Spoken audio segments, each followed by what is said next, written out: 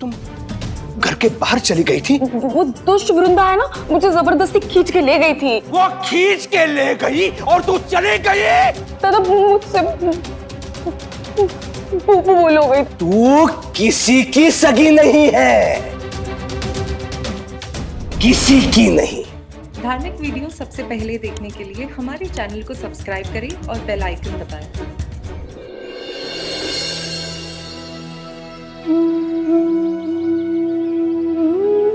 सही कहती थी तुम, भगवान के घर देर है अंधेर नहीं है। काफी पैसा इकट्ठा हो गया है।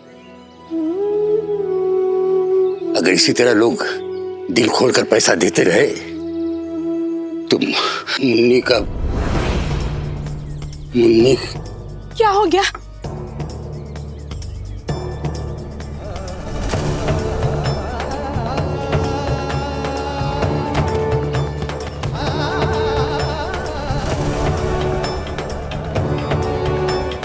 क्या हो गया आपको? क्या हो गया? क्या करूं मैं? हाँ, क्या करूं? पानी लेके आती हूँ आपके लिए। हाँ, अभी मैं पानी लेके आती हूँ। पानी लेके आती हूँ। पानी लेके आ रही हूँ। पानी लेके। लीजिए, लीजिए पानी पीजिए, पानी पीजिए।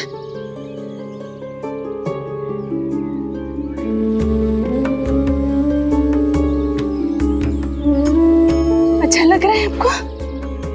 अच्छा, ठीक है ना?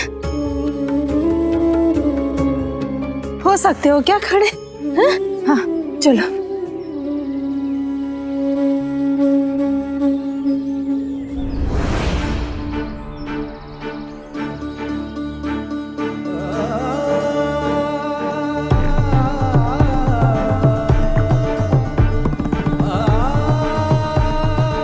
आपको क्या हो गया? वैद्य जी ने बोला था अगर ऐसा चक्कर आए तो कुछ मीठा खिलाना चाहिए। क्या करूं? क्या करूं मैं? कहां से लाऊं मैं यहाँ पे मीठा?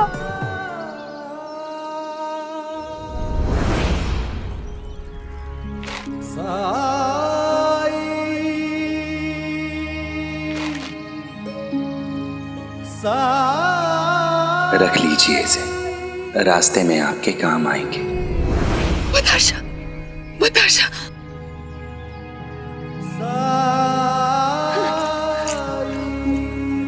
लीजिए, लीजिए, लीजिए बताशा खाइए।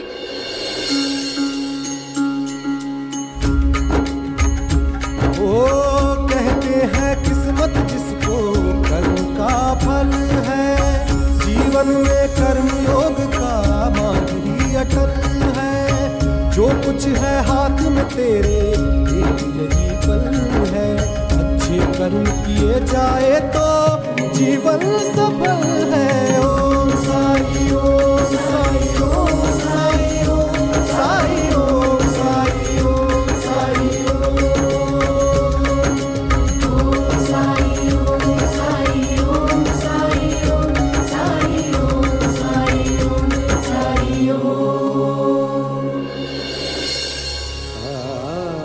हे प्रभु, बताशा मीठा क्यों नहीं लग रहा है?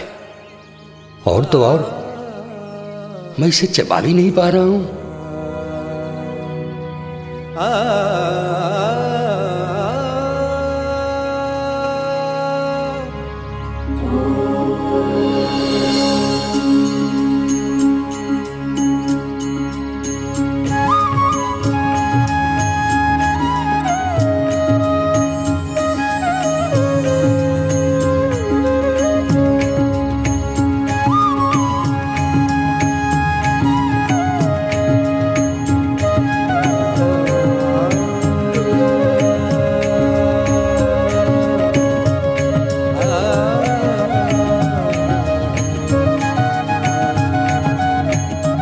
चांदी का सिक्का? ये कहां से? वो बताशा जो तुमने मेरे मुंह में डाला था, उसको मुंह में रखने के बाद कुछ विचित्र सा महसूस किया मैंने। मुझे ऐसा लगा कि मेरी उम्र 10-15 साल कम हो गई। उसके बाद बताशे की मिठास खत्म हो गई और जैसे ही मैंने उसे चबाने की कोशिश की तो मुझे लगा कि मेरे दांतों के बीच में कोई सख्त पदार्थ है। बताशा चांदी के सिक्के में कैसे बदल सकता है? याद है आपको, जब हम शिरडी से विदा हो रहे थे तब साईं ने हमें बताशे दिए थे। ये कहते हुए दिए थे कि रास्ते में काम आएंगे आपको। और वो बताशे मैंने अपने झोले में डाल दिए थे। और भी है मेरे पास, दिखाती हूँ आपको। ये लीजिए, ये देखिए। हाँ?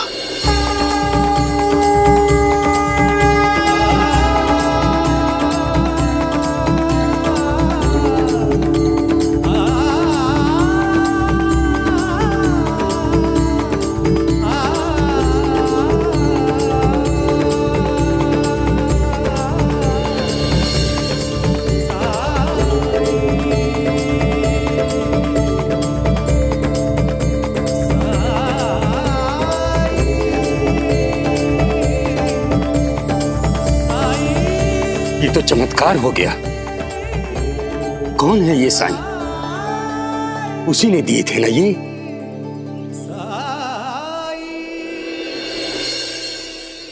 मैंने नहीं, उस मालिक ने दिए हैं आपको ये पैसे। जब आपने अपने बेटे बहू को दिल से याद करके भजन गाया तो आपकी आवाज न केवल शिरडी वासियों ने बल्कि उस मालिक ने भी सुनी और उसी ने खुश होकर आपको ये पैसे दिए।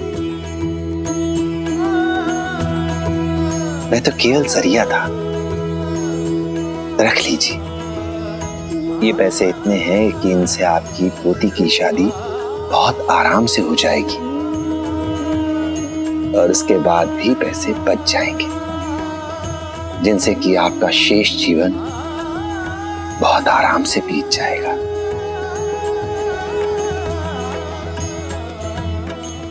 राम जी भला करें।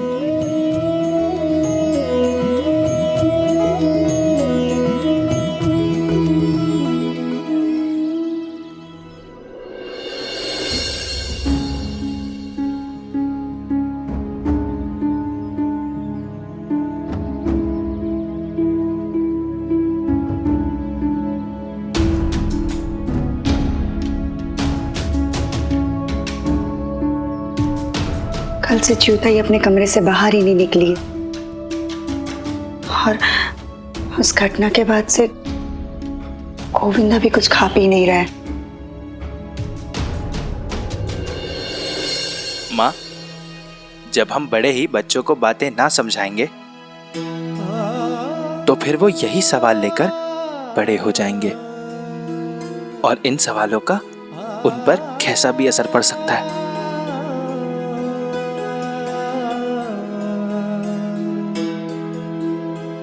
बहुत ही गहरा असर। तो हम करें तो क्या करें?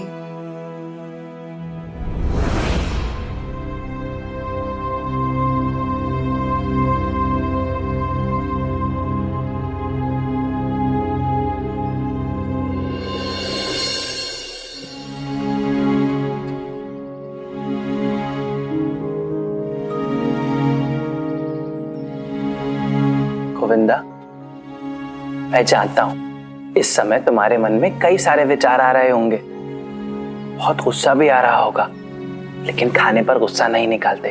खाना खा लो। नहीं खाऊंगा दादा, जब तक मुझे मेरे सवालों का जवाब नहीं दिया जाता। पहले बताइए, तभी मैं खाना खाऊंगा। क्यों मेरी आई दूसरे बच्चों की आई की तरह नहीं रह सकती? क्यों बाल मुंडाने वाले काका बार बार मेरे आई के सर के बाल मुंडाने वाड़े में आ जाते? क्यों मेरी आई एक ही रंग के कपड़े पहनती है? मामी जी की तरह रंग बिरंगी साड़ियाँ क्यों नहीं पहनती है वो? क्यों वो वाड़े के अंदर कैद रहती है? क्यों वो गांव में नहीं जा सकती? क्यों वो हमारे साथ पूजा पाठ नहीं कर सकती है? बताइए मामी जी।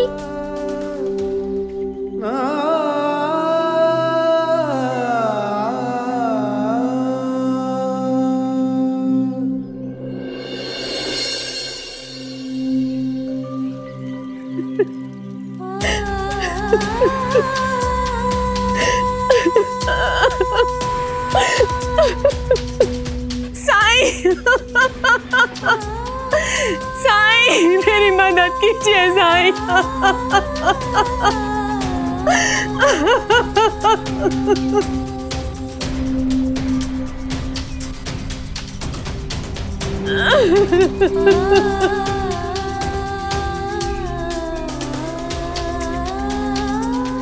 शांत हो जाओ, यहाँ बैठो, रो मत, बैठ जाओ बच्चों।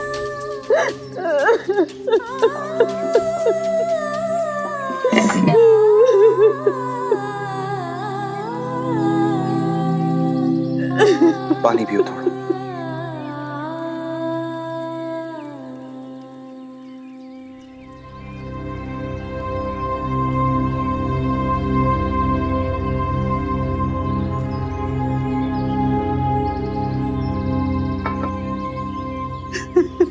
अब बताओ निर्मला, क्या बात है? मुझ पर मुसीबतों का पहाड़ टूट पड़ा साईं। मेरे पति ने मुझे घर से निकाल दिया।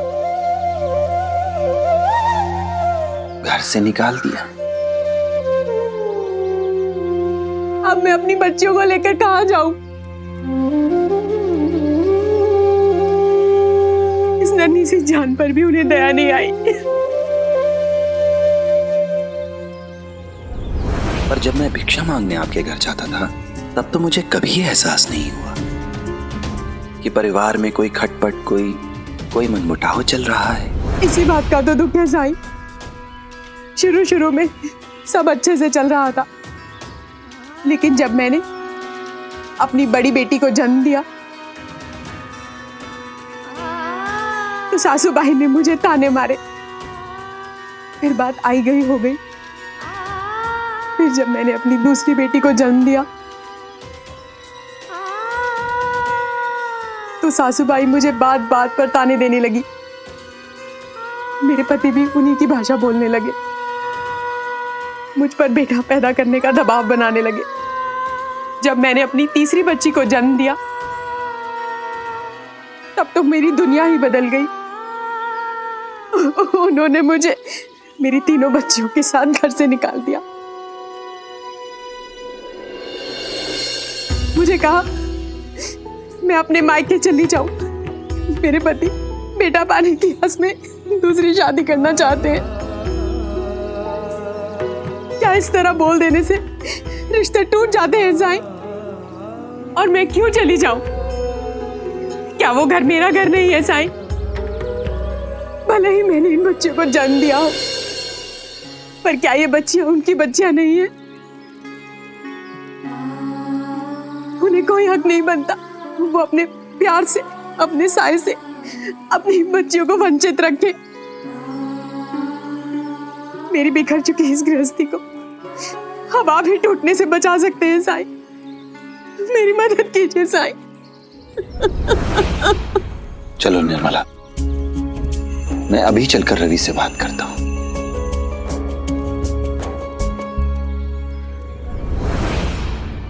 गोविंदा, क्योंकि ये समाज के रिवाज है, यही नियम है। तुम्हारे बाबा नहीं है ना, इसीलिए तुम्हारी आई। तो क्या हुआ? झिपरी देने के भी तो बाबा नहीं है। उनके आई के साथ तो ऐसा कुछ नहीं होता, तो फिर मेरी आई के साथ क्यों? कैसे समझाऊं मैं तुझे? हमारी बिरादरी में विधवा औरतों की ऐसी ही दुर्दशा है। ये परंपरा नहीं, जुल्म है विधवा औरतों पे। ऊपर से तेरे मामा इस मामले में बहुत सख्त है। जवाब दीजिए मामी जी, चुप क्यों हैं आप?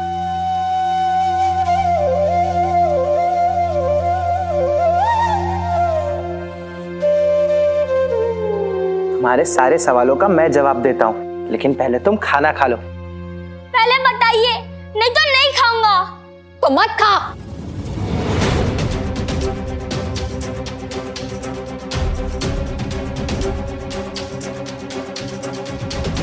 तुझे नहीं खाना है तो मत खा। तू खाकर किसी पे एहसान नहीं करेगा, तेरे पेट में जाने वाला है। नहीं खाना है तो रह भूखा, दबाओ यहाँ से। और हाँ, कोई जरूरत नहीं इसकी खुशामद करने की, रहता है तो रहने दो भूखा।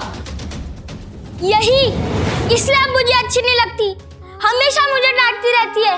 ना तो आप दूसरे बच्चों की माँ की तरह साड़ी पहनती है और ना मुझे दूसरे बच्चों की आई की तरह प्यार करती है। गोविंदा, कहाँ जा रहे हो? रुको। जाने दो उसे।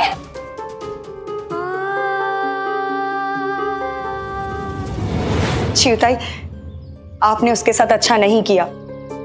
बच्चा है वो, अपनी जिंदगी में वो देखा जिसकी उसने कभी कल्पना भी नहीं की थी। पीड़ा होगी उसके मन में।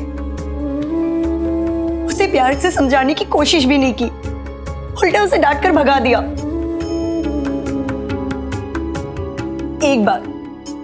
एक बार आप उसके नजर से सोचकर तो देखिए। बात सही कह रही हैं आत्या। सबको उसकी पड़ी है, सबको उसका दुख, उसकी पीड़ा दिखाई दे रही है। किसी ने कभी मेरे बारे में सोचा? किसी ने कभी मेरी नजरिए से देखने की कोशिश की? हर बार जब वो आदमी मेरा सर मुंडवाने के लिए आता है तो मुझ पर क्या बीतती है इसका एहसास है किसी को? तो वो वृंदा अपने बाल दिखा रही थी मुझे। एक जमाना था जब मेरे बाल सारी सहेलियों में सबसे लंबे और घने हुआ करते थे। जाने दो।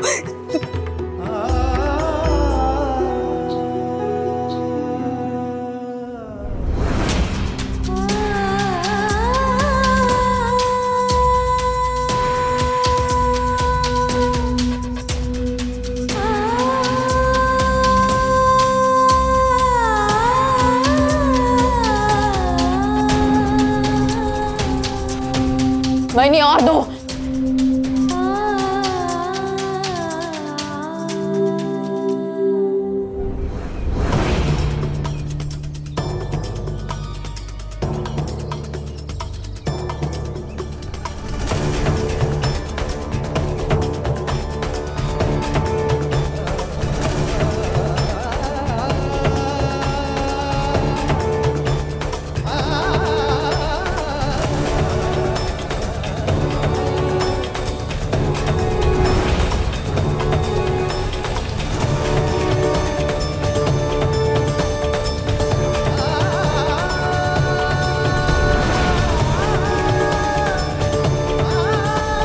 तुझे भी पता होना चाहिए माँ की बात ना मानने का अंजाम क्या होता है। बहुत बिगड़ गया है ना? नहीं।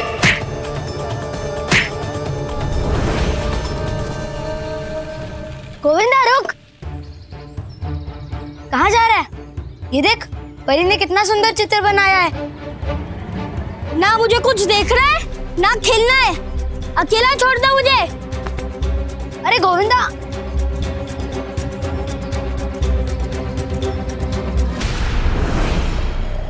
छोड़ो मुझे, छोड़ो, मत चिढ़ाओ मुझे। आई ने मेरा टकला करवाया है, अब मेरे बाल और घने निकलेंगे। और अगर तेरे बाल वापस निकले ही नहीं तो फिर ये तुकाराम से टकलूराम हो जाएगा। गंजू पटेल तेरी खोपड़ी में तेल।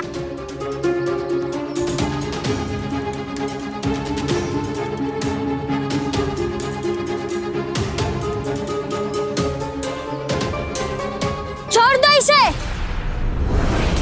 क्यों? तुम्हें लगता है वो गंजा है तो तुम उस पर हंसोगे? तू इसकी इतनी तरफदारी क्यों कर रहा है? कोई लगता है तेरा? फिर इतना परेशान क्यों हो रहा है? अच्छा, इसके घर में भी सब टकले ही हैं। ओह, गुस्सा भी आता है इसे। टकला मत बोलना किसी को भी। क्या करेगा? मारेगा? ले मार। तेरी आई टकली, तेरा बाबा टकला, तेरा मामा टकला, तेरी मामी टकली, तेरा पूरा खानदान टकला। क्या करेगा? हैं? क्या करेगा? आ! अरे पकड़ो उसे। अब देख तू।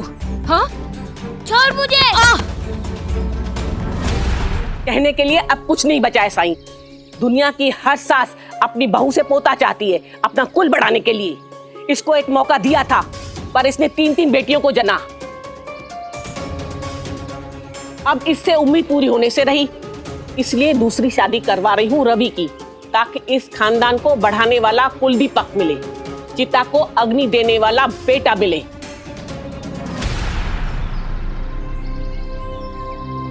नहीं तो स्वर्ग कैसे नसीब होगा, मोक्ष कैसे मिलेगा? तू कुछ बोलता क्यों नहीं? मुंह में दही जमा रखी है। जो बोलना था आपने बोल दिया आई, अब मैं क्या बोलूं? आपने जो भी कहा वो झूठ थोड़ी है।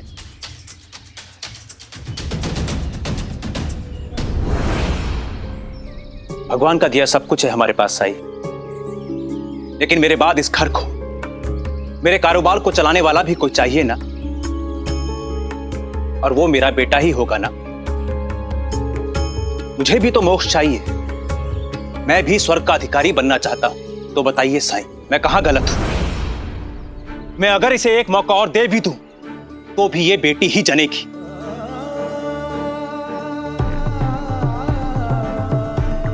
इसीलिए मैं दूसरी शादी करना चाहता हूं, लेकिन जब तक ये यहां है मैं दूसरी शादी नहीं कर सकता। इसलिए इसे घर से निकाल दिया है, जाए अपने मायके।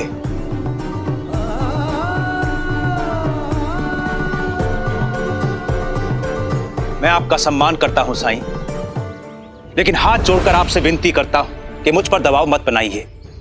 मैंने निर्णय ले लिया है और यह मेरा अंतिम निर्णय है।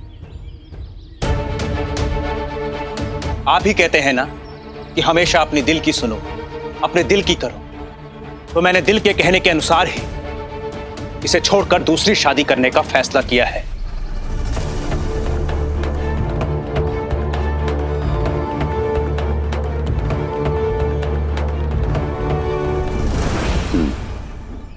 अपने विचार से शायद आप सही कह रहे हैं, लेकिन एक बात मत भूलिए,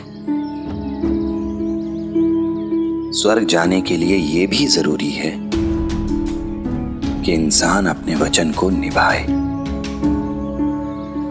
अपनी शादी में निर्मला ने और तुमने एक दूसरे को 7 वचन दिए थे, अग्नि को साक्षी मानकर। क्या आपको नहीं लगता कि अगर आप उन वचनों को तोड़ देंगे तो आप पाप के भागीदार होंगे?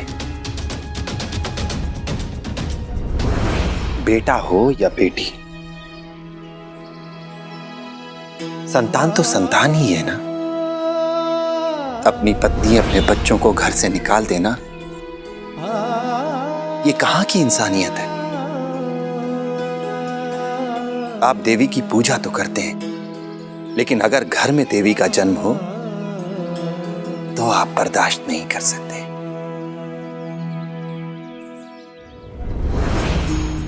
अपनी बेटियों को बोझ समझने वाले को, स्त्री का अपमान करने वाले को, अगर उसका बेटा मुखाग्नि दे भी दे तो भी वो स्वर्ग नहीं जा सकता।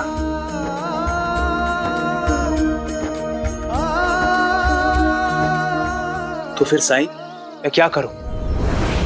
आप ही कुछ उपाय बताएं। निर्णय आपने लिया है, फैसला आपका है, तो उपाय भी आपको ही ढूंढना होगा।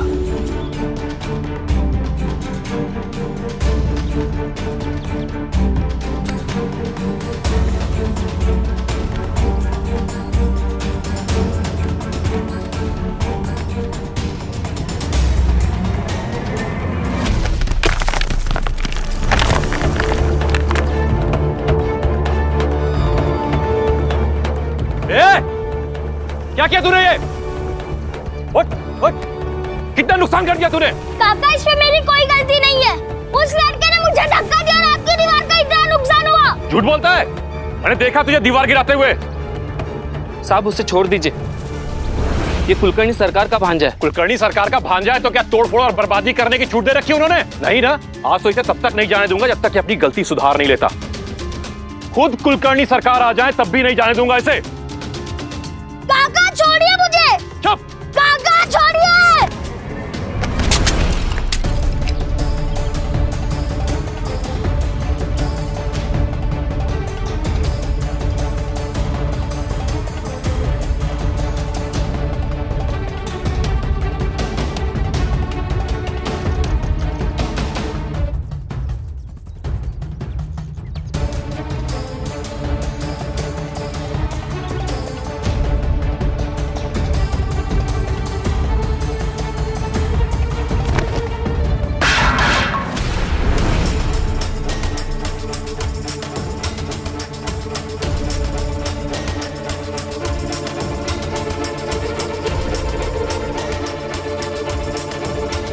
मेरी साड़ी का सत्यानाश कर दिया।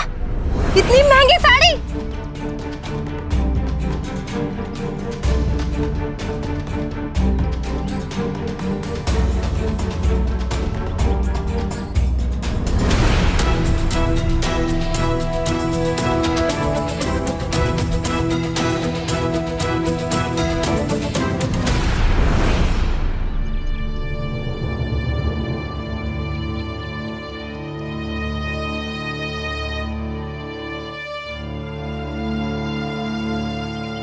कुछ सूझा?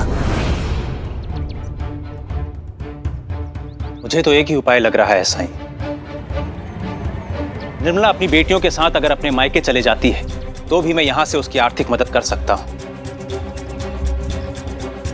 उसे किसी पर निर्भर नहीं रहना पड़ेगा। जब पैसा होता है तो जीवन आसान हो जाता है। तीनों बेटियों की शादियों के लिए भी किसी पर आश्रित रहने की जरूरत नहीं होगी। इन्हें जीवन में कोई तकलीफ नहीं होगी साईं। जीवन की सारी सुख सुविधा मैं यहीं से इनके लिए जुटाता रहूंगा। इनके प्रति मेरी सारी जिम्मेदारियों का निर्वाह करूंगा और अपने बेटे और दूसरी बीवी के साथ भी निश्चिंत होकर रह सकता हूं। फिर तो कोई पाप नहीं होगा ना। मैं पैसे देने के लिए तैयार हूं। पूछिए इससे कितने पैसे हर माह चाहिए इसे। नहीं साईं, दुनिया की सारी दौलत पति के आगे कम है। सारे सुख पति से है। मैं ये दौलत लेकर क्या करूंगी अगर मेरा पति ही मेरे साथ नहीं है तो।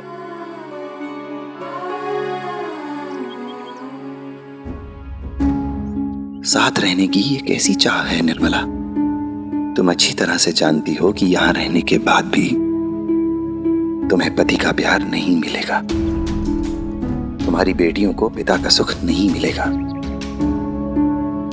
इससे तो कहीं बेहतर है कि तुम पैसे ले लो और अपने आई बाबा के घर चली जाओ। उनके साथ खुश रहो वहां। रवि ने कहा ना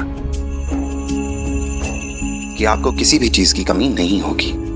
बस समझ लेना कि जैसे यहां ससुराल में रहकर पति का साथ नहीं मिला, वैसे ही वहां मैके में नहीं मिल रहा है। साईं, मेरी समझ में नहीं आ रहा है, आप ऐसा क्यों कह रहे हैं? क्योंकि ऐसा करने में ही सबकी भलाई है। अगर साथ रहकर भी साथ ना मिले तो ऐसे साथ का क्या लाभ? और हां,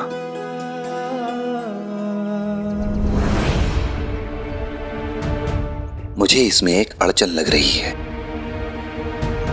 अब क्या है साईं? मैं पहले ही मनमाफिक रुपया देने के लिए तैयार हूं। बस इन मां बेटियों से मेरा पिंड छूटे। इनके चक्कर में मेरा भविष्य क्यों खराब हो? भविष्य? इस भविष्य की ही तो चिंता है मुझे, क्योंकि कोई नहीं जानता कि भविष्य में क्या होगा। आज आप इन्हें पैसा देने के लिए तैयार हैं, लेकिन अगर कल आप ही इन्हें पैसा देने में समर्थ ना रहे तो क्या होगा? या अगर आपकी नई पत्नी को इन्हें पैसा देना बर्दाश्त नहीं हुआ, वो इस शर्त को स्वीकार ना कर पाई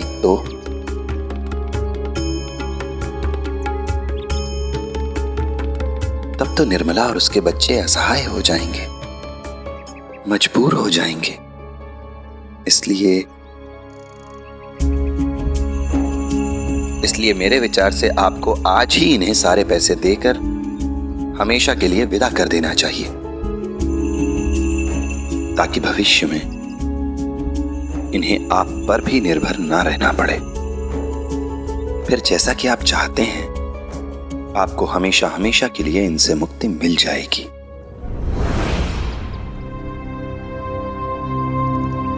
फिर इनकी सूरत तो क्या, इनके विचार भी आपके मन में नहीं आएंगे। साईं, साईं, मैंने ऐसा तो नहीं चाहा था। मूर्ख, चुप रह तू। पूरी शिरडी जानती है साईं हमेशा सही बोलते हैं। उनके निर्णयों पे कोई उंगली नहीं उठा सकता है। और इन पर पक्षपात का आरोप लगा रही है। अरे दूर दूर से लोग आते हैं इनसे सलाह लेने। हमें मंजूर है साईं, बताइए कितने पैसे देने होंगे?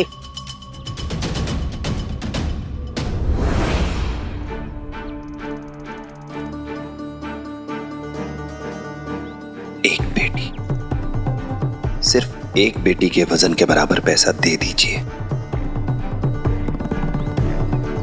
और हमेशा हमेशा के लिए मुक्त हो जाइए इनसे। बड़ी वाली या फिर? बेटियां आपकी हैं, आप खुद ही फैसला लें। मुंह क्या देख रहा है? उठा इस छोटी को, वजन में सबसे कम है वो। कम पैसों में इन चारों से हमेशा के लिए छुटकारा मिलेगा।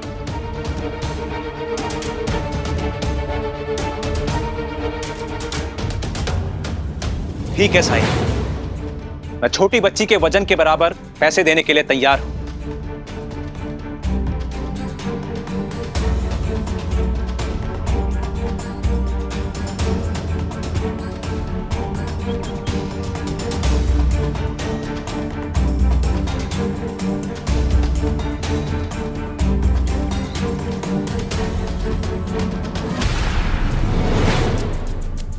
अरे दादा, इतने जल्दी लौट आए तुम?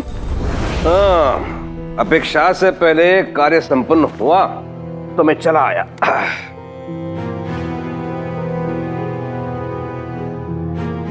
क्यों? हाँ? रो रही थी क्या? नहीं, वो तीखी मिर्ची खाऊंगी तो आंखों से आंसू तो आएंगे ही ना। क्यों? इससे पहले मैंने तुमसे कभी कुछ नहीं कहा, लेकिन अब कह रहा हूं, ये मसाले, मिष्ठान, व्यंजन, इनसे थोड़ा दूर ही रहो। एक विधवा के लिए ये सब चीजें वर्जित होती है। क्यों? बैठ।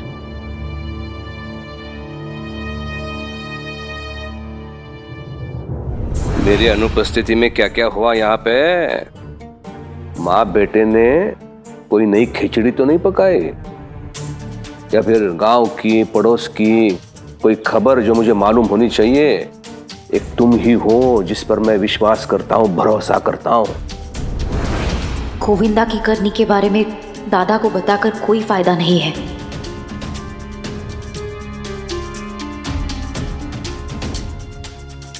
क्यों? हाँ? क्या सोच रही हो? नहीं, कुछ है ही नहीं, होता तो बता नहीं देती। वही तो कहा ना मैंने, मुझे केवल तुम पर भरोसा है। चियो! चियो!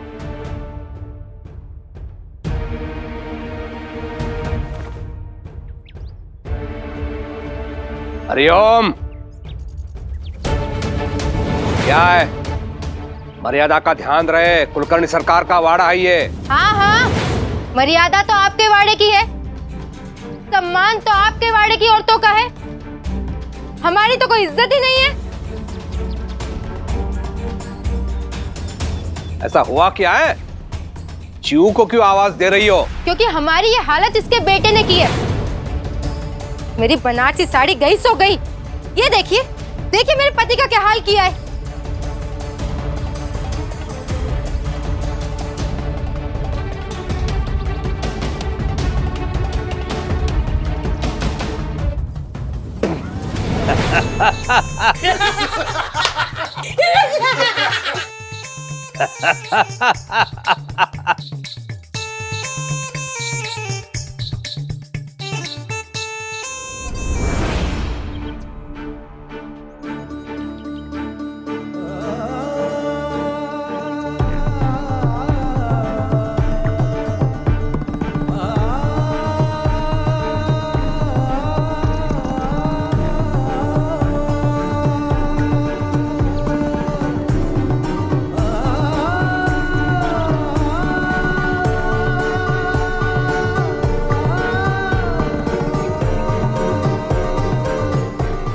ऐसा मत कीजिए।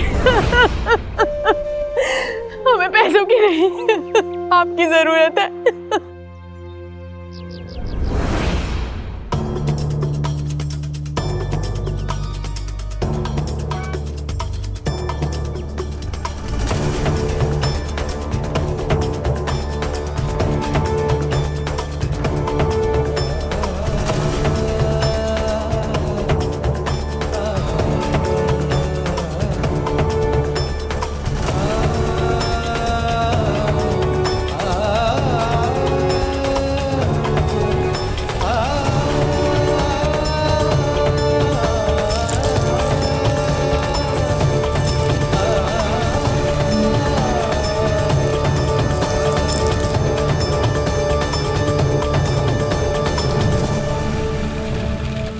और डालता हूं।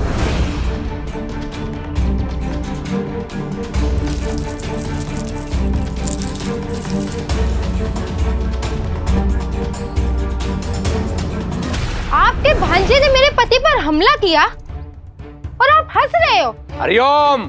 दादा तुम रुको, इसके लिए तो मैं ही काफी हूँ। क्या क्या कहा तुमने? हमला किया मेरे गोविंदा ने? गोविंदा शरारती है पर कभी किसी को मार नहीं सकता। तुम जहाँ चाहो वहाँ लिख कर दे सकती हूँ मैं। हाँ हाँ, मुझे किसी के साक्ष्य की जरूरत नहीं है। मैंने खुद अपनी आंखों से देखा है और बाकी लोगों ने भी देखा है। तो मुझे भी तुम्हारी या किसी की गवाही की जरूरत नहीं है। तुमने देखा है तुम मानो, मैंने नहीं देखा है मैं नहीं मानूंगी। आए हाय, इसका मतलब मैं झूठी, सारा गांव झूठा, एक तू और तेरा बिगड़ैल बेटा ही सच्चा।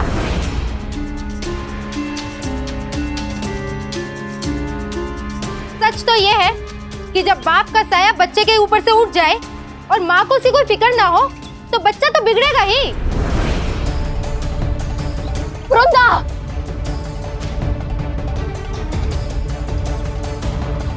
बहुत हो गया, अब एक शब्द नहीं। तू भूल रही है चिहू, मैं पहले वाली गरीब वृंदा नहीं हूँ जिस पर तू या तेरा भाई आसानी से दोस्त जमा लिया करते थे। अब मैं भी तेरे टक्कर की अमीर हूँ और वैसे भी मैं तेरी तरह अपने भाई के टुकड़ों में नहीं पलती। हरिओम, तुम दोनों ने क्या तमाशा लगा रखा है? संभालो इसे। देख रहे हो ना स्त्री होके कैसे बात कर रही है मुझसे। अपनी स्त्री के जिह्वा पर नियंत्रण नहीं रख पा रहे हो तुम, इसके मन पर कैसे नियंत्रण रख पाओगे? यहां देखो, ये मेरी धर्मपत्नी रुक्मिणी, ये मेरी बहन च्यू। आज तक इन दोनों ने कभी भी मेरी इच्छा के विरुद्ध, कभी भी मुझसे बिना पूछे कुछ भी नहीं किया है।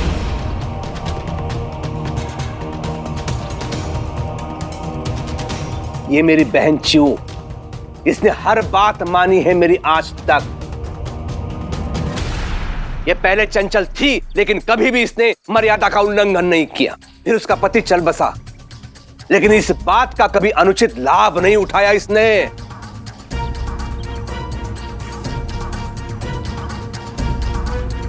बल्कि मेरे मान सम्मान का, मेरी प्रतिष्ठा का हमेशा ध्यान रखा। कहीं कोई ऊंच नीच ना हो इसके लिए इसने विधवा होने के पश्चात भी घर की चौखट नहीं लांगी।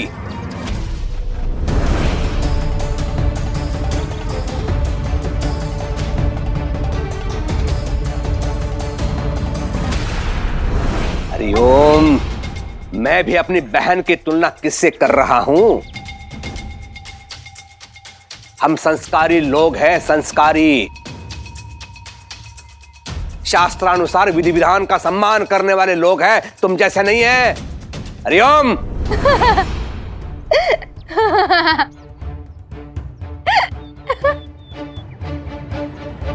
मैंने तो सुना था कि आपको शिरडी में होने वाली हर बात की खबर रहती है, लेकिन आज पता चला कि आपको तो अपने घर परिवार की ही खबर नहीं है। हरिओम, मेरे पति को सुनाने से पहले आप स्वयं तो परख लेते कि आपके घर की औरतें आपके कितने काबू में रहती हैं।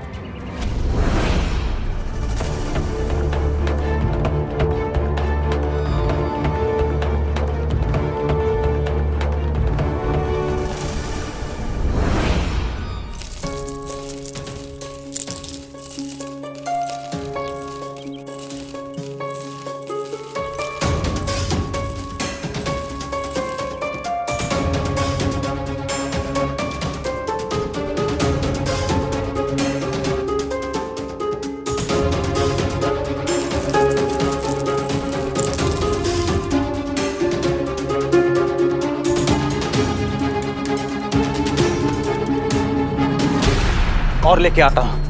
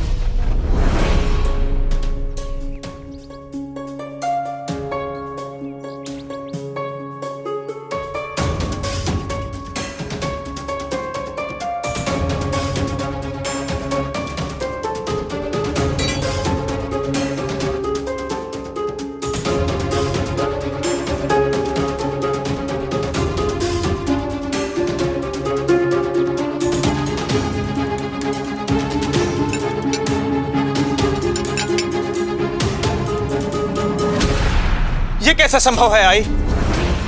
इतना सब कुछ डाल चुका हूं लेकिन दूसरा पलड़ा हिल ही नहीं रहा। जरूर इस तराजू में कुछ खराबी है या फिर इसके साथ छेड़छाड़ की गई। घर आपका, तराजू भी आपका, तो कोई दूसरा छेड़छाड़ कैसे कर सकता है? पर फिर भी अगर आपको कोई संदेह है तो आप तराजू की जांच परख कर सकते हैं।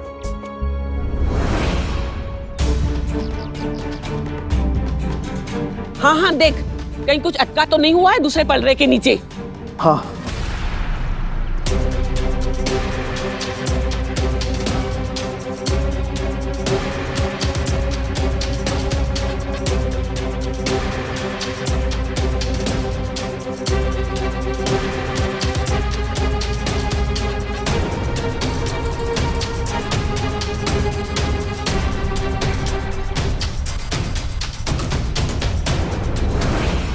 तराजू में कोई खराबी नहीं है आई। हो गई तसल्ली।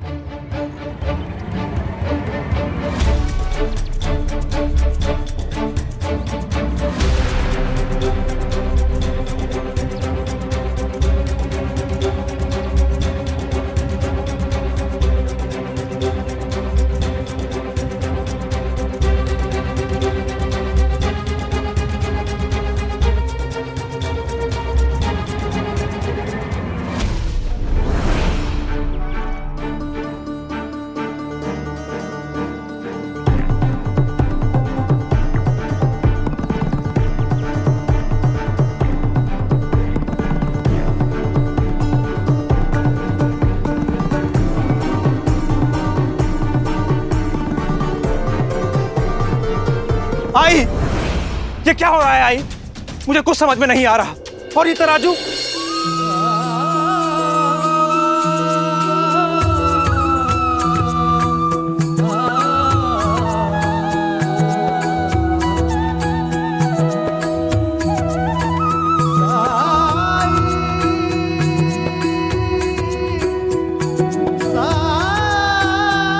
आई, ये क्या है?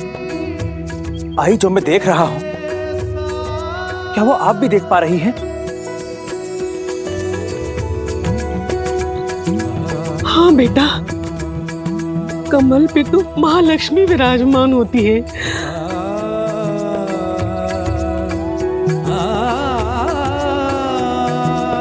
मतलब ये उनका अंश है, उनका स्वरूप है।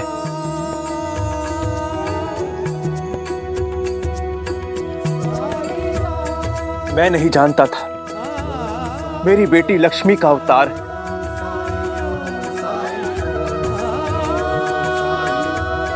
ऐसा क्या देख लिया इन लोगों ने कि हाथ जोड़ रहे हैं?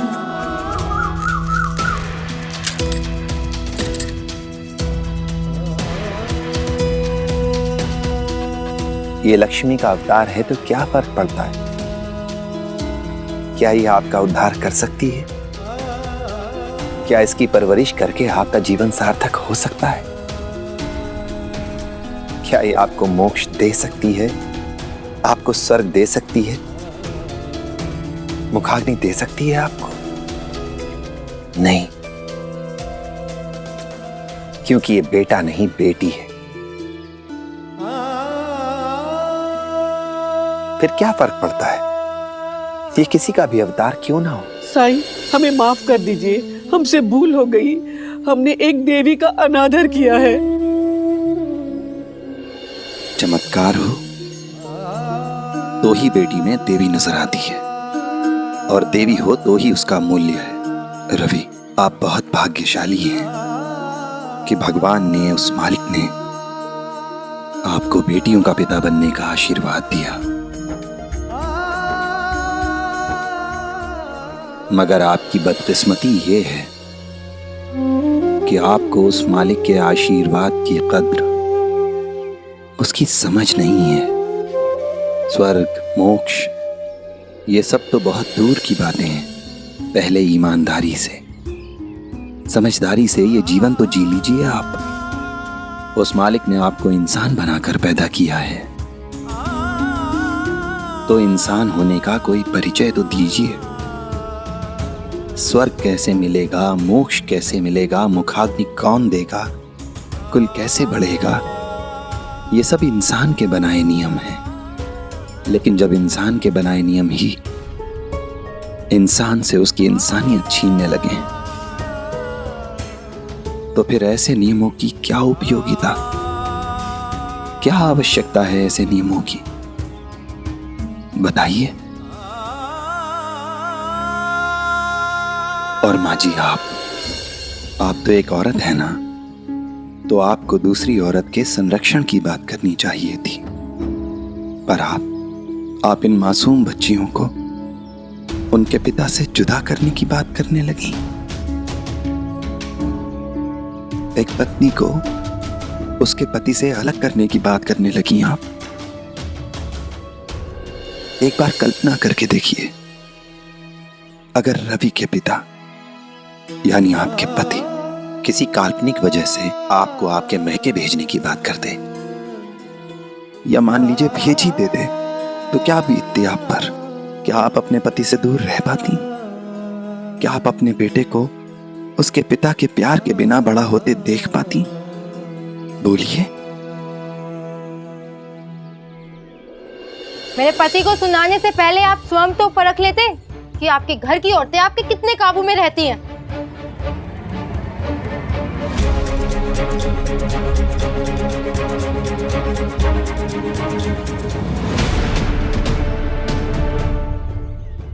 क्या कह रही है ये?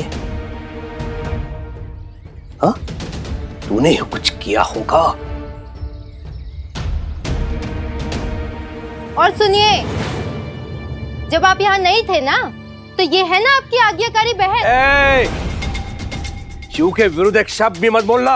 मैं उसके विरुद्ध नहीं बोल रही, मैं तो उसकी हिम्मत की दाद दे रही हूँ कि आप जैसे भाई की अवज्ञा करके उसने घर की दहलीज लांघने में एक दिन भी नहीं लगाया।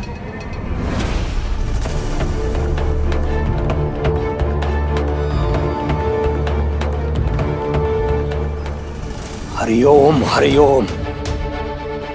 तेरी इस मति भ्रम का उपचार है मेरे पास।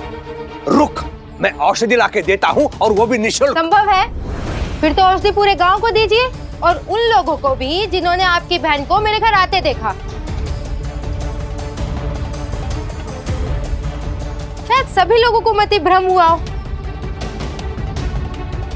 वो मेरे घर भी आई और बहुत देर तक रुकी भी, और आपकी आज्ञाकारी पत्नी ने उसे रोका भी नहीं।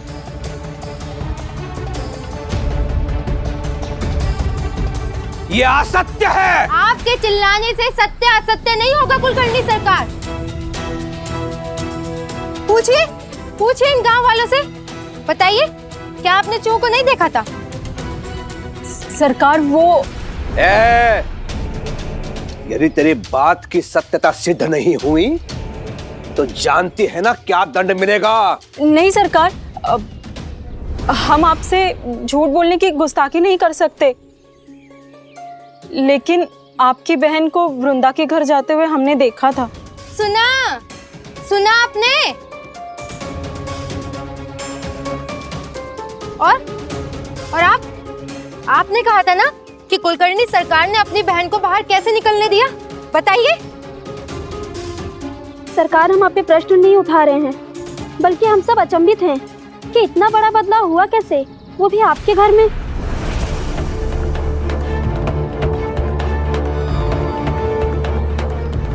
सुना?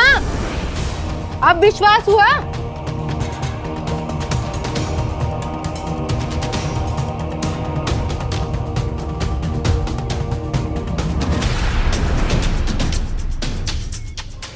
बड़े आए थे हम पर उंगली उठाने वाले। चलिए।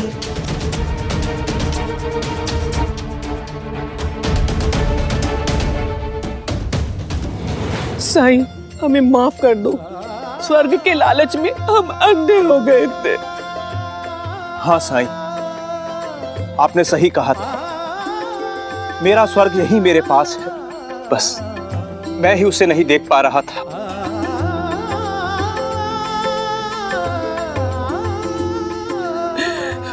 मुझे माफ कर दे बेटी, मैंने तेरे साथ बहुत अन्याय किया है। लेकिन तुमने एक बार भी उफ तक नहीं की। ये तुम्हारी महानता है। मैं तुम्हें वचन देती हूँ, अब ऐसा परिवार बनाएंगे जो समाज के लिए एक मिसाल बने। बोल बेटी, तू क्या मुझे माफ कर पाएगी?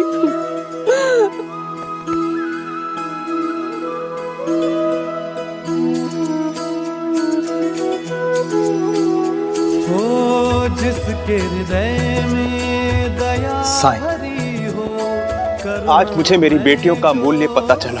वो परी हो, निर्बल का जो बने सहारा, हृदय वही तो हरि का धाम। हरे कृष्णा हरे राम, हरे कृष्णा हरे राम।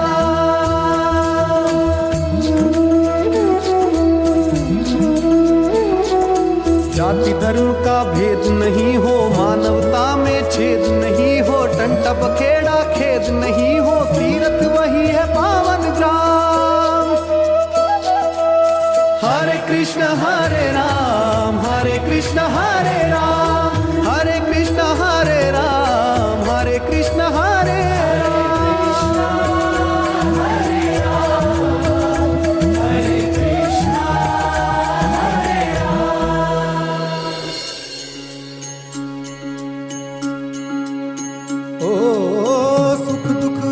जाने हैं और साए, बाबुराए मनवा तेरा लज न जाए। मन में आशा के दीपक बुझने ना पाए, सुबह फिर से आएगी रात समझाए।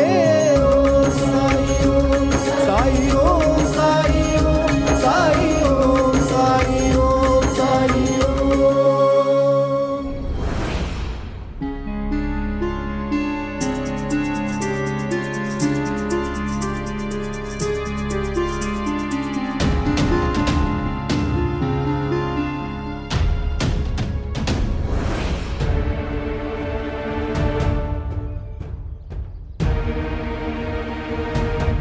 आत्या, मिल गया मुझे। यहाँ आ।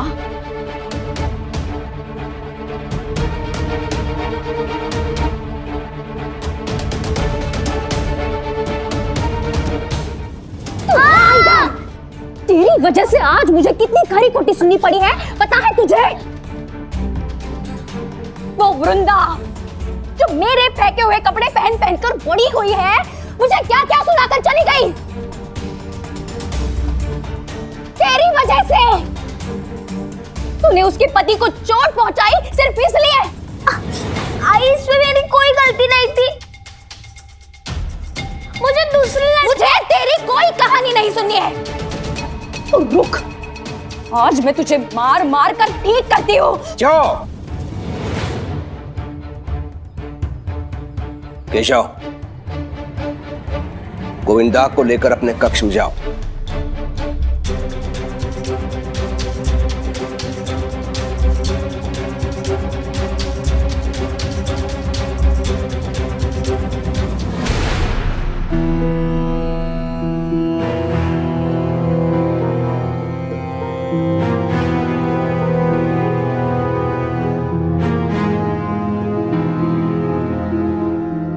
क्यों? क्या वो वृंदा कह रही थी वो सत्य है? क्या तुम घर के बाहर चली गई थी अकेली? नहीं दादा, मेरी कोई गलती नहीं है।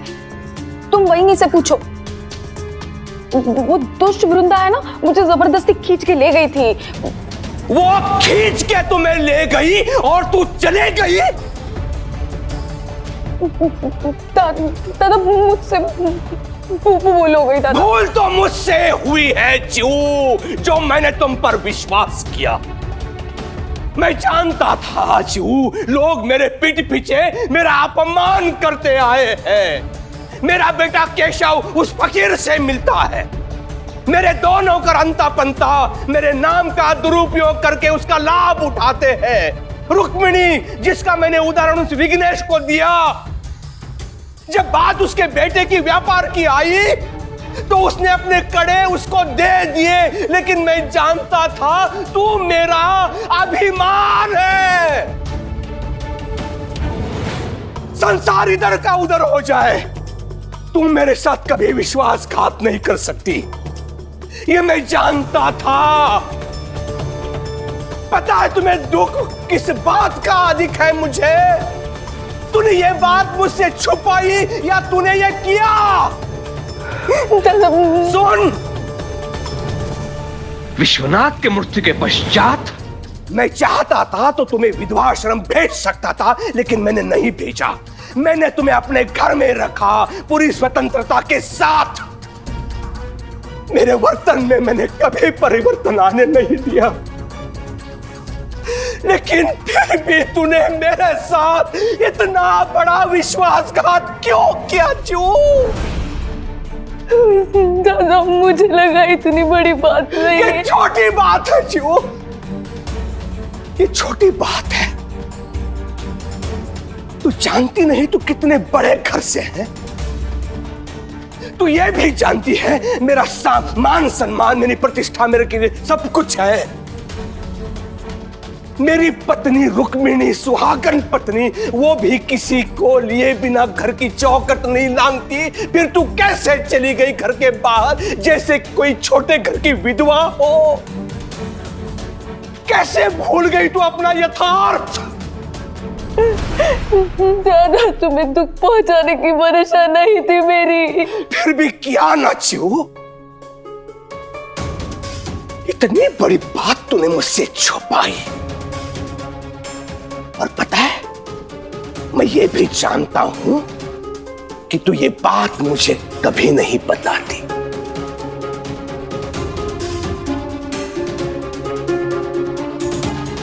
पता है क्यों? क्योंकि तू ऐसी ही है।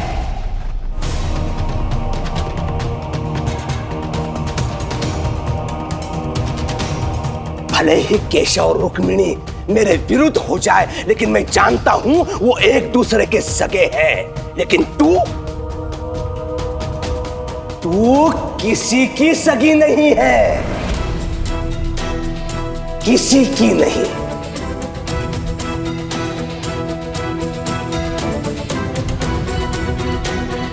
तू ना अपने पति की सगी हो सकी, ना अपने सास की, ना अपने भाई की।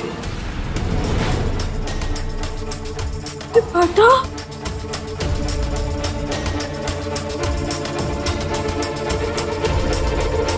मैं भी किससे बात कर रहा हूं?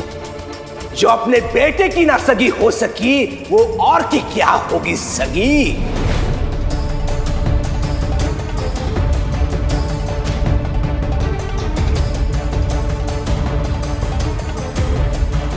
दादा, अरे गोविंदा को तो रुक्मिणी पाल पोस के बड़ा कर रही है।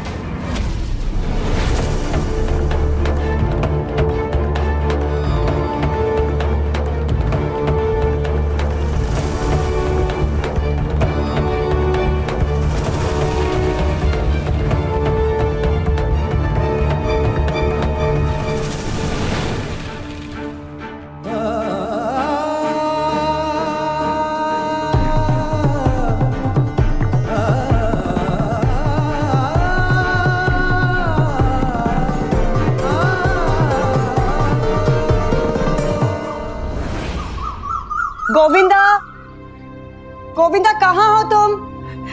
कहाँ चला गया ये लड़का? तू ना अपने पति की सगी हो सकी, ना अपने सास की, ना अपने भाई की। तू किसी की सगी नहीं है, किसी की नहीं। अरे गोविंदा को तो रुक्मिणी पाल पोस के बड़ा कर रही है।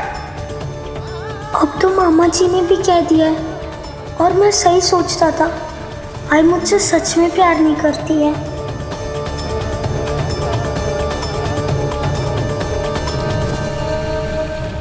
गोविंदा, गोविंदा, क्यों फटे बांस की तरह चिल्ला रही हो? गोविंदा को ढूंढ रही हूँ, पता नहीं कहाँ चला गया। कुछ खाया भी नहीं है उसने। अगर वो वाड़े में होता तो अब तक तुम्हारे सामने आ गया होता। अवश्य बाहर चला गया होगा। हाँ, वैसे तो वो हमेशा मुझसे पूछकर ही बाहर जाता है, लेकिन कल से बिना पूछे बिना बताए निकल जा रहा है। हरिओम हरिओम। अपनी आई से सीख रहा है वो। उसकी आई को ही कुल की मार मर्यादा की चिंता नहीं है, तो संतान में कहां से आएगी समझ कि बाहर जाने से पहले बड़ों से अनुमति ली जाती है, पूछा जाता है।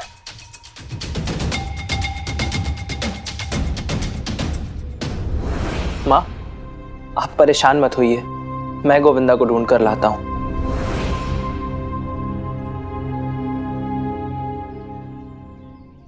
भगवान जाने उस छोटे से बच्चे के मन में क्या चल रहा है।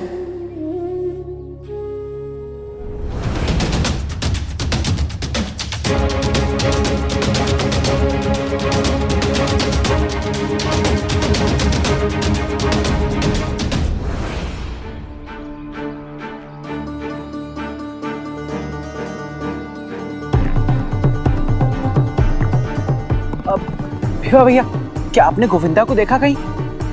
नहीं, मैंने नहीं देखा।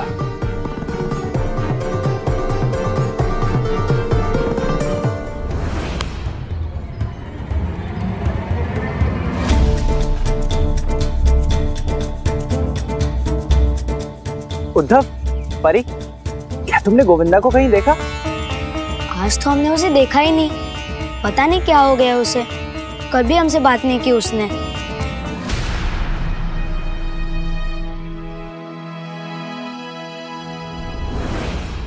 गोविंदा, गोविंदा, गोविंदा, गोविंदा, गोविंदा, गोविंदा, गोविंदा, गोविंदा।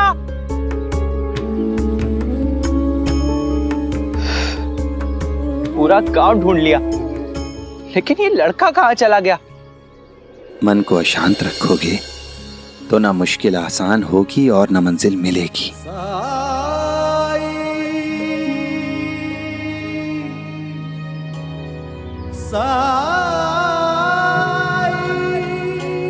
साईं,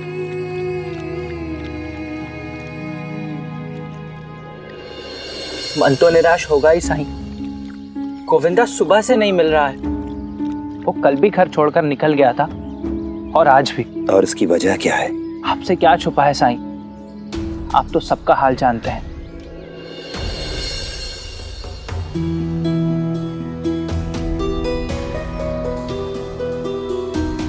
तब से गोविंदा बहुत परेशान है।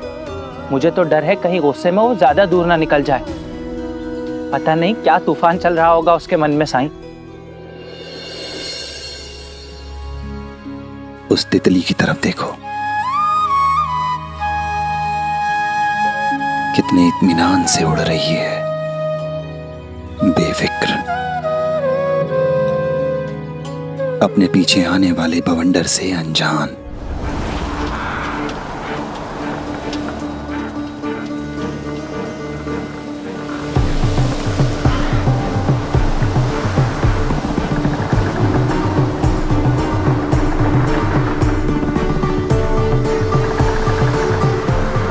साईं, क्या हम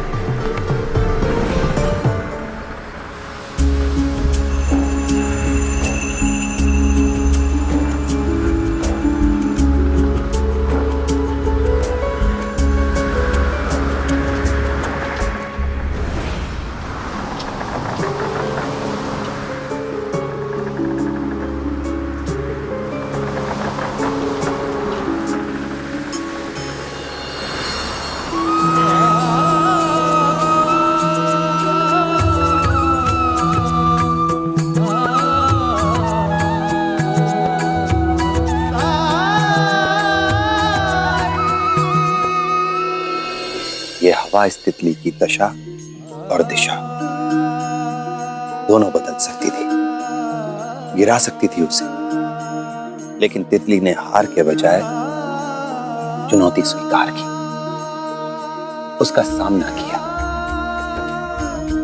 न केवल खुद को बचाया बल्कि और भी बेहतर बन के उभरी। गोविंदा के साथ भी यही हो रहा है। मैं कुछ समझा नहीं साईं। जो स्थिर है वो जीवन नहीं है। जीवन एक मंथन है, उसमें हलाहल निकलता है। निकलता है तो निकलने तो जरूरी है, क्योंकि उसके बाद ही तो अमृत निकलेगा। जीवन की हर परीक्षा हमें कुछ सिखा कर जाती है। यही जिंदगी का नियम है। इसमें डरने से कुछ नहीं होगा। जीवन की सच्चाई का सामना करना हर इंसान के लिए जरूरी है। तुमने भी तो किया था। बताओ मुझे, क्या हर परीक्षा ने तुम्हें कुछ नया नहीं दिया? तुम्हारे लिए कुछ अच्छा नहीं किया? तुम आज जो कुछ भी हो अपने अनुभव से हो। गोविंदा की भी अपनी यात्रा है, चलने दो उसे, तभी तो समझना सीखेगा।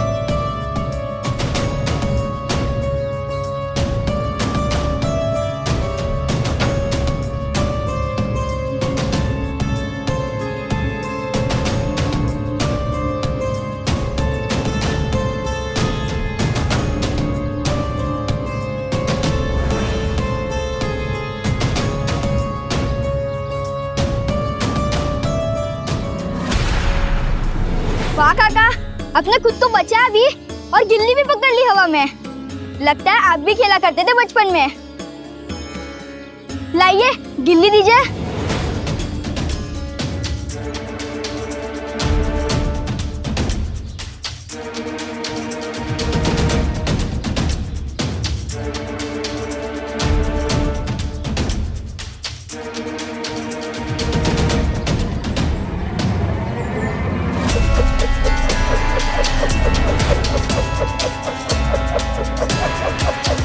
काका, ये आपने क्या किया?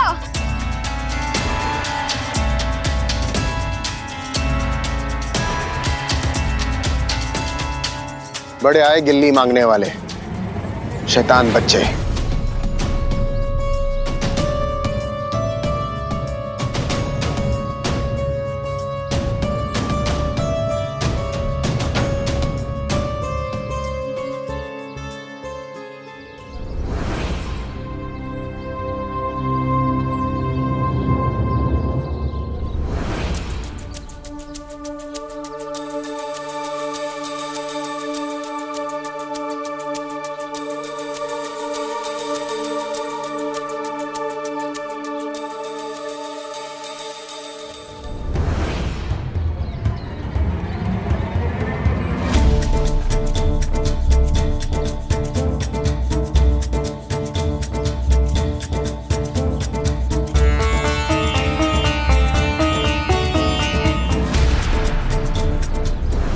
इधर खेल, जीत के तो बता। देख मैं जीतूंगा, हर बार तुम ही नहीं जीतेगी।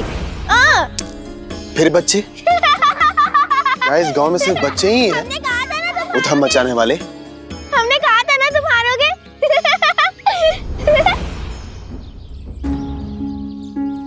लगता है कि मैं रास्ता भटक गया हूं। किसी से पूछना पड़ेगा। पर यहाँ आसपास और कोई दिखाई भी नहीं दे रहा है।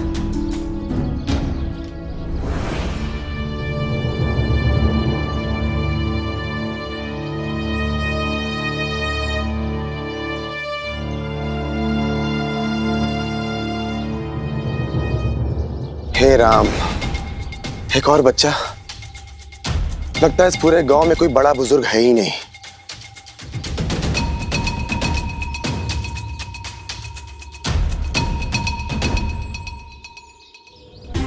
ये बच्चा शांत बैठा है, औरों से अलग है, कोई शरारत नहीं कर रहा। इससे पता पूछ सकता हूं।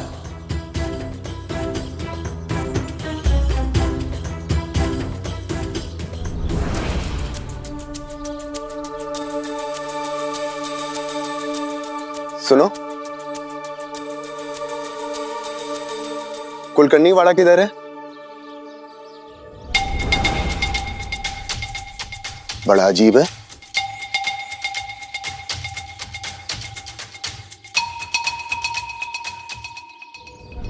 सुनाई नहीं दे रहा तुम्हें?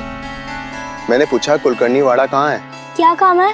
काम नहीं बताऊंगा तो क्या तुम रास्ता नहीं बताओगे? कुलकर्णी के चौकीदार हो क्या तुम? रास्ता पता है तो चुपचाप रास्ता बताओ ना। क्या काम है क्या नहीं है, इससे तुमको क्या मतलब? अच्छा, इन्हें अभी मैं मसाज चखाता हूँ।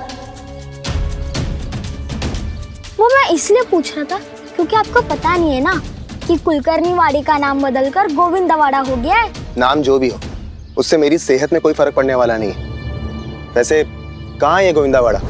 आप यहाँ से सीधा जाइए, फिर दाएं नहीं बाएं मुड़िए, फिर आपको आगे जाके 2 रास्ते मिलेंगे, लेकिन आपको कहीं पे मुड़ना नहीं है, सीधे सीधे चलते जाना है। फिर आपको 2 बार दाएं लेना है, फिर आपकी नाक की तरह एकदम सीधे सीधे चलते जाइएगा और थोड़ी दूरी पर आप पहुंच जाएंगे।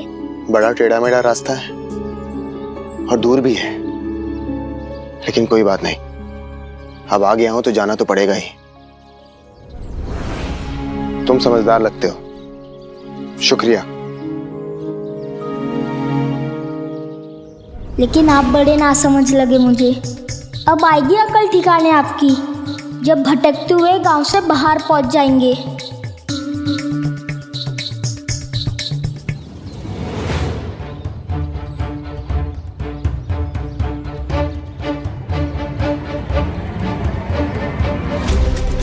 कहीं साई ने सुन तो नहीं लिया उस आदमी को गलत रास्ता बताते हुए?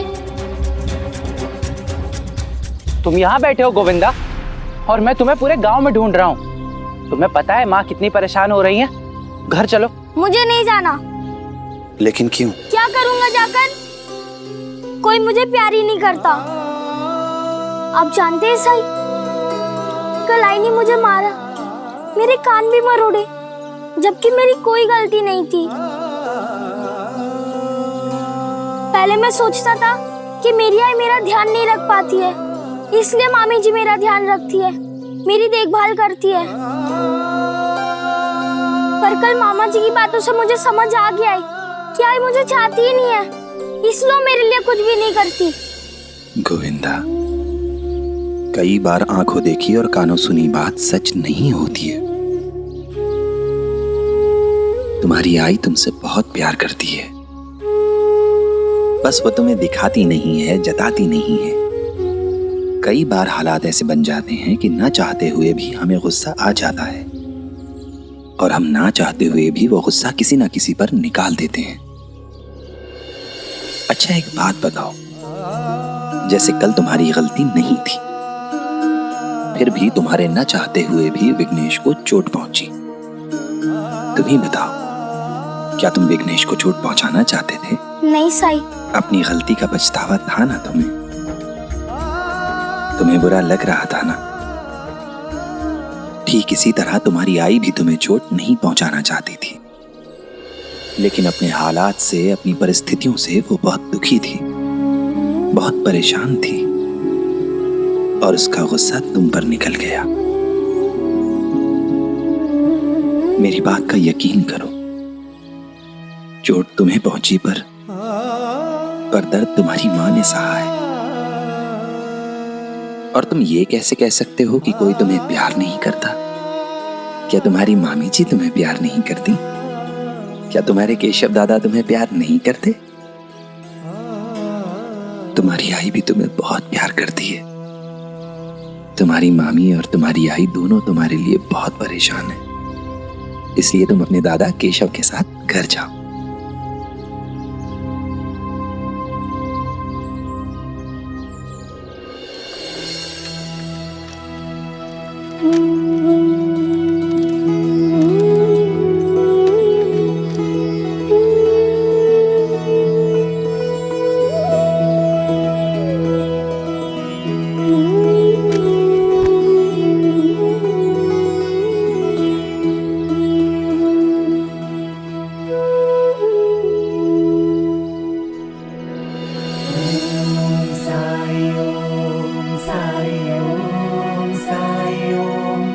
साई ओम साई ओम साई ओम।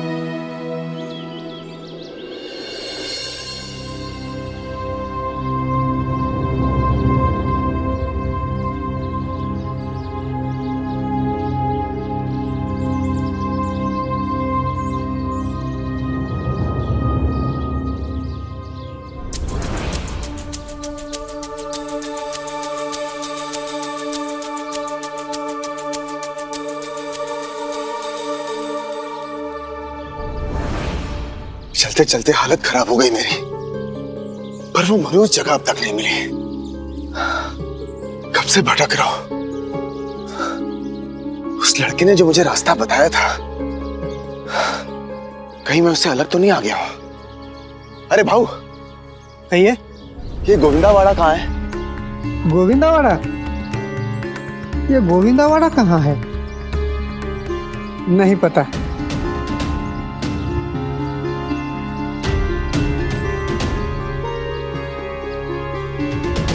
गोविंदावाड़ा तो पता नहीं, लेकिन आप यहाँ से सीधे चलते जाइए, शायद आगे कोई घर हो।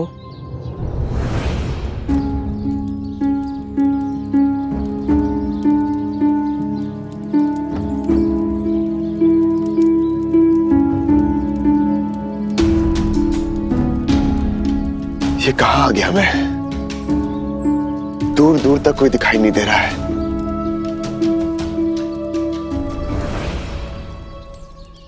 पानी,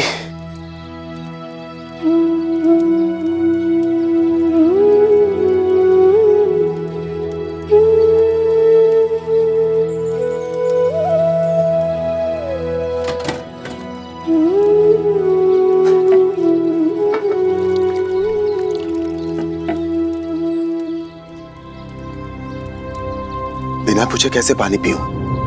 पानी पीने के लिए किसी की इजाजत की जरूरत नहीं है।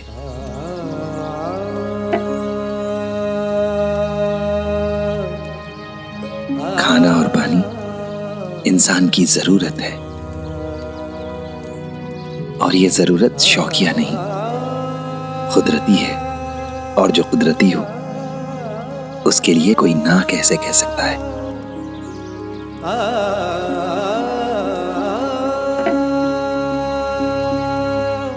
लीजिए, पानी पीजिए।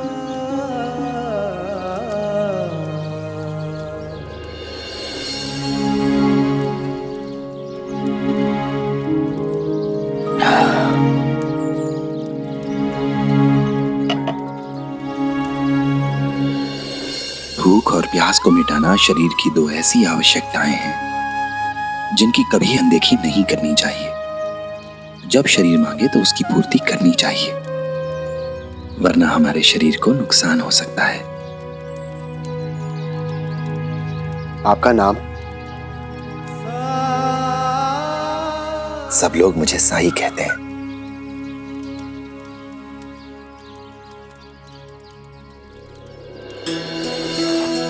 लगता है शिरडी में नए आए हैं आप। जी, मेरा नाम श्रीकांत है। अरे नहीं नहीं, शुक्रिया। मैं अपना भोजन अपने साथ लेकर आया। वो तो बस पानी खत्म हो गया था। खैर, मैं आपको बता रहा था कि मैं शिरडी की पाठशाला का नया अध्यापक हूं। ब्रिटिश सरकार ने मुझे यहां स्थानांतरित करके पदभार संभालने के लिए भेजा है। अरे वाह, ये तो बहुत अच्छी बात है। हमारे शिरडी में एक और शिक्षित व्यक्ति। बच्चों को आपसे मिलकर बहुत अच्छा लगेगा, और मुझे उम्मीद है कि आपके मार्गदर्शन से बच्चों को बहुत लाभ पहुंचेगा। किताबी शिक्षा बुनियादी ज्ञान देती है साईं, जो अक्सर वास्तविक जीवन और व्यवहारिक जिंदगी में उपयोगी सिद्ध नहीं होती है। असली सबक और शिक्षा हमें जिंदगी देती है।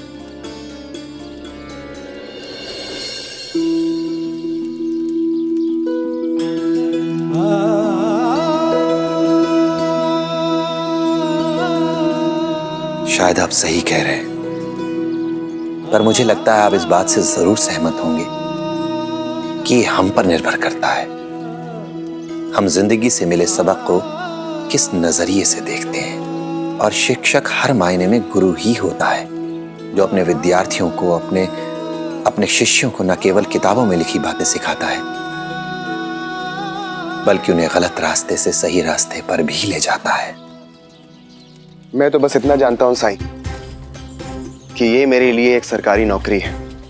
मुझे 5 घंटा बच्चों को पढ़ाना है, सो मैं पढ़ा दूंगा। अब उसमें से जो समझदार होंगे वो समझ जाएंगे, और जो ना समझे वो उनकी किस्मत।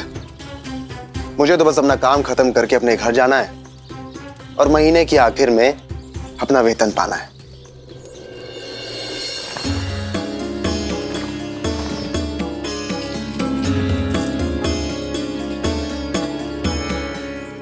ये लीजिए।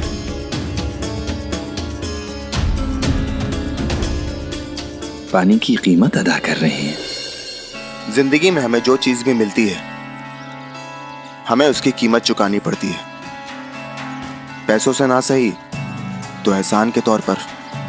और किसी का एहसान लेने से अच्छा है कि उसकी कीमत चुका दी जाए, क्योंकि एहसान कई बार बहुत महंगा पड़ता है। जिस चीज की कीमत प्रकृति मुझसे नहीं लेती, उसकी कीमत मैं आपसे कैसे ले सकता हूं? मैं आपकी बातों से सहमत तो नहीं हूं, फिर भी मैं आपकी इच्छा का मान रखता हूं। आपने मेरी प्यास बुझाई है, आपका मुझ पर कर्ज रहा। चलता हूं। श्रीकांत,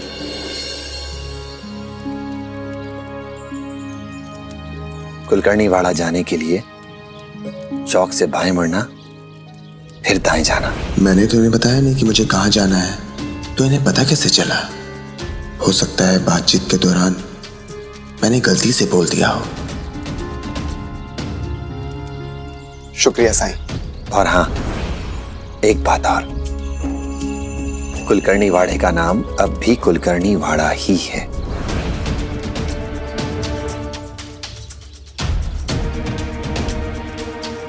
मतलब उस लड़के ने मुझसे झूठ बोला जिसे मैंने शरीफ समझा, वही लड़का सबसे बदमाश निकला। वाकई में बच्चे शैतान होते हैं, किसी काम के नहीं होते। सही रास्ता बताने के लिए धन्यवाद। मंजिल आपकी है, मैं रास्ता नहीं बताता तो भी आप वहां पहुंचते। जाइए। कौन जाने उस घर से क्या संबंध जुड़े आपका। मैं तो यहाँ इसलिए हूँ क्योंकि ब्रिटिश सरकार ने मेरा तबादला यहाँ किया है। हो सकता है कि कुछ दिनों के बाद वो मुझे कहीं और भेज दे। फिर संबंधों का क्या, और कौन सा है बिछड़ने का दुख। इसलिए संबंध जोड़ने का मुझे कोई शौक नहीं। जिंदगी हमारी इच्छाओं की पतवार से ही पार हो, ये तो जरूरी नहीं। जरूरी है। मैं अपनी शर्तों पे और अपनी योजना अनुसार जिंदगी जीना पसंद करता हूं, और आज तक मैंने अपनी जिंदगी ऐसी ही जी।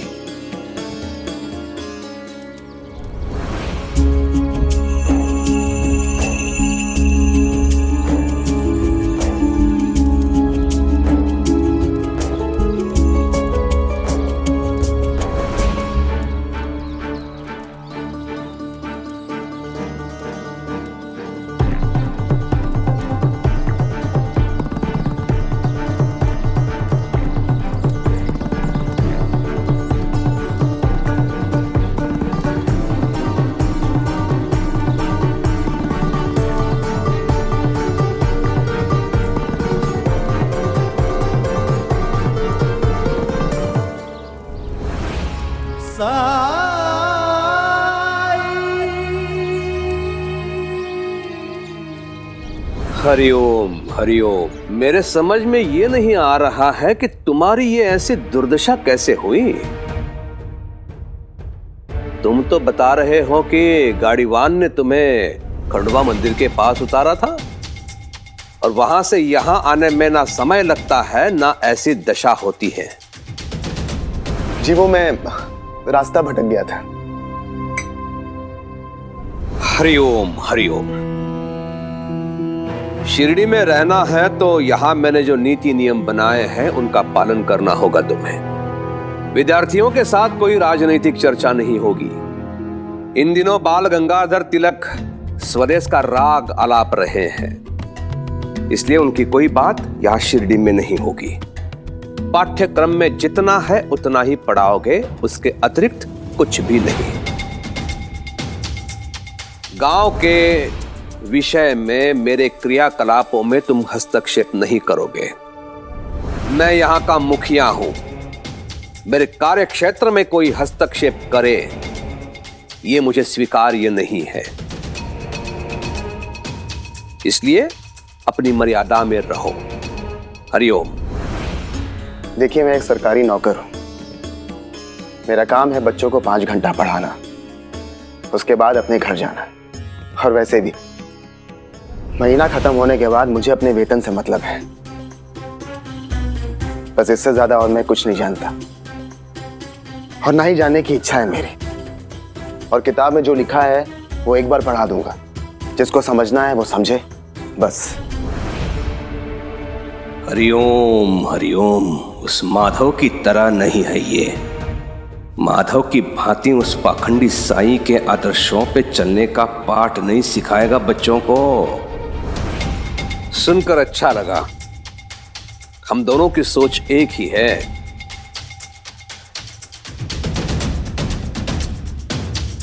गोविंदा आ गया।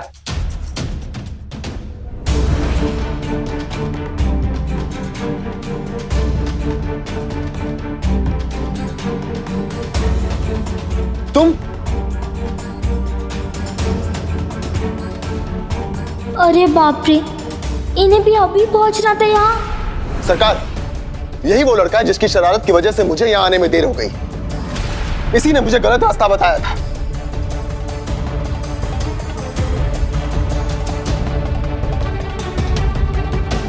और कहा कुलकर्णी वाड़े का नाम बदलकर अब गोविंदा वाड़ा हो गया है। आपको जो कष्ट हुआ उसके लिए मैं अपने छोटे भाई की तरफ से आपसे माफी मांगता हूं। ये थोड़ा शरारती है, लेकिन दिल का बहुत अच्छा है गोविंदा। अगर आपका हो गया है तो आप प्रस्थान कर सकते हैं।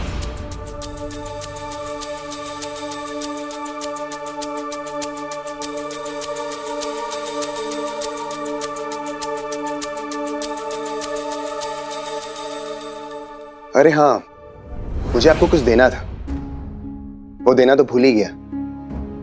ये पत्र गोकुल दास जी ने आपके लिए भेजा है।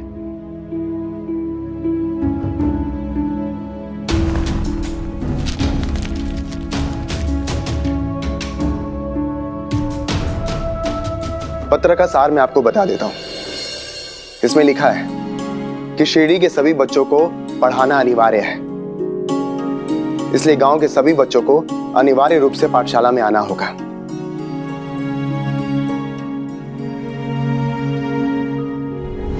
बेड़ा गर्क हो इस गोकुल दास का। क्या आवश्यकता है गांव के सभी बच्चों को शिक्षित करने की?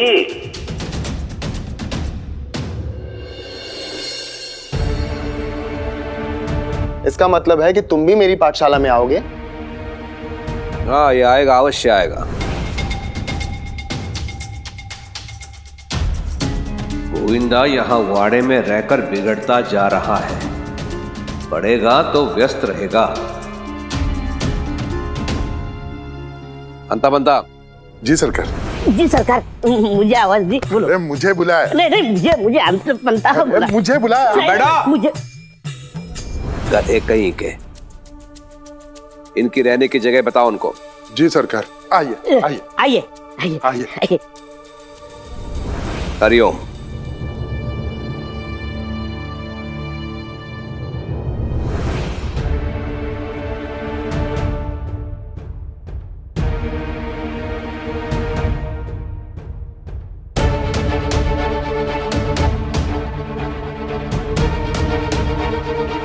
चुगलखोर कहीं का।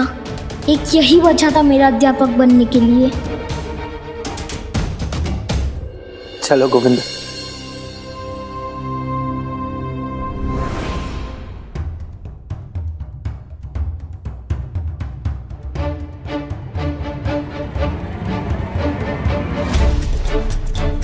सुना तुमने?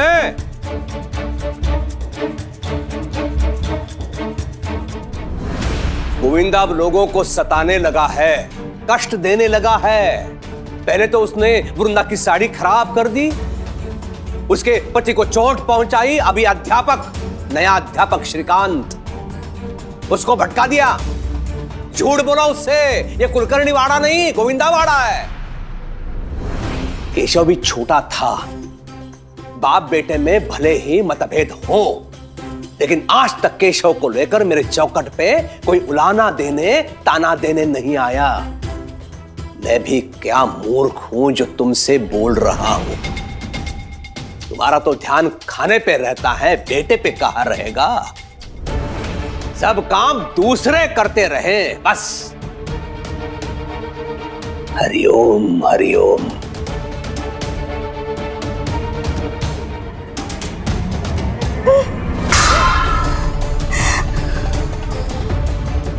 बस बहुत हो गया, बहुत सुन लिया मैंने अपने गोविंदा के बारे में, अपने बारे में। सही कह रही थी वृंदा, गोविंदा की परवरिश ही सही से नहीं हुई है, क्योंकि उसको अब तक वही नहीं संभाल रही थी ना, इसलिए सारी समस्याएं आ रही है। लेकिन अब नहीं, अब मैं किसी की एक नहीं सुनूंगी, किसी को मौका ही नहीं दूंगी कि कोई मेरे बारे में कुछ कह सके, मेरी गोविंदा के बारे में कुछ कह सके। अब अपने बेटे की परवरिश में खुद करूंगी, और वो भी वहीनी से कहीं अच्छी तरह से। अब मैं उसकी परवरिश की पूरी जिम्मेदारी अपने हाथों में लेती हूँ।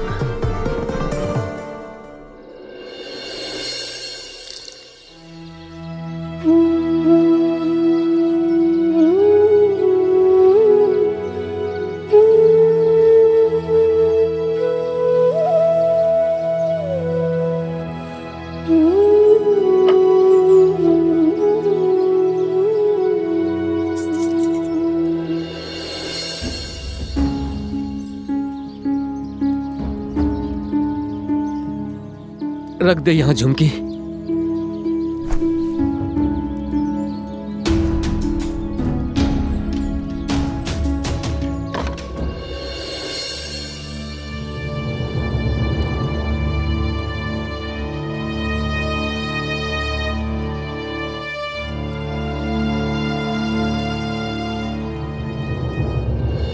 अरे पगली घबरा मत, ये साईं है, साईं ये सबकी मदद करते हैं, बहुत नाम है इनका। इनकी शरण में जो भी आता है ये उनकी मदद जरूर करते हैं। हाँ, पर मदद करने के लिए पहले ये तो बताइए कि समस्या क्या है, परेशानी क्या है। ये झुमकी है, मेरी पत्नी। राम जी भला करे। और मैं चंदू। बहुत अभागे हैं हम साईं, न लक्ष्मी की कृपा है न सरस्वती की, यहाँ तक कि अन्नपूर्णा देवी भी रूठ गई हैं हमसे, इसलिए हमें लोगों की दया पर निर्भर रहना पड़ता है। क्या करें साईं, लाचार हैं। किसी ने कुछ दे दिया तो खा लेते हैं, कभी इस मंदिर तो कभी उस मस्जिद, कभी इस गांव तो कभी उस गांव, भीख मांगकर भटकते रहते हैं। और आजकल तो दान देने वालों की भी कमी हो गई है, कोई कुछ देता ही नहीं है हमें। इसलिए हमने सोचा कि शिरडी आ जाएं आपकी शरण में, यहाँ रहकर अपने दिन भी काट लेंगे और गुजारा भी कर लेंगे। पर उस मालिक के कर्म से आप लोग स्वस्थ हैं, भले चंगे हैं, तो अपने आप को अभागा क्यों कहते हैं? साईं, ऐसा नहीं है कि हमने कोशिश नहीं की, हम दिखने में ऐसे हैं, पर जरा सी मेहनत की नहीं कि थकान हो जाती है, बेतहाशा पसीना छूटने लगता है और इससे हम बीमार पड़ जाते हैं। इसीलिए तो यहाँ आए हैं। सुना है बड़े उदार लोग हैं यहाँ, दान पुण्य धर्म करने वाले लोग रहते हैं यहाँ पर। अब हम यहाँ से जाने वाले नहीं हैं।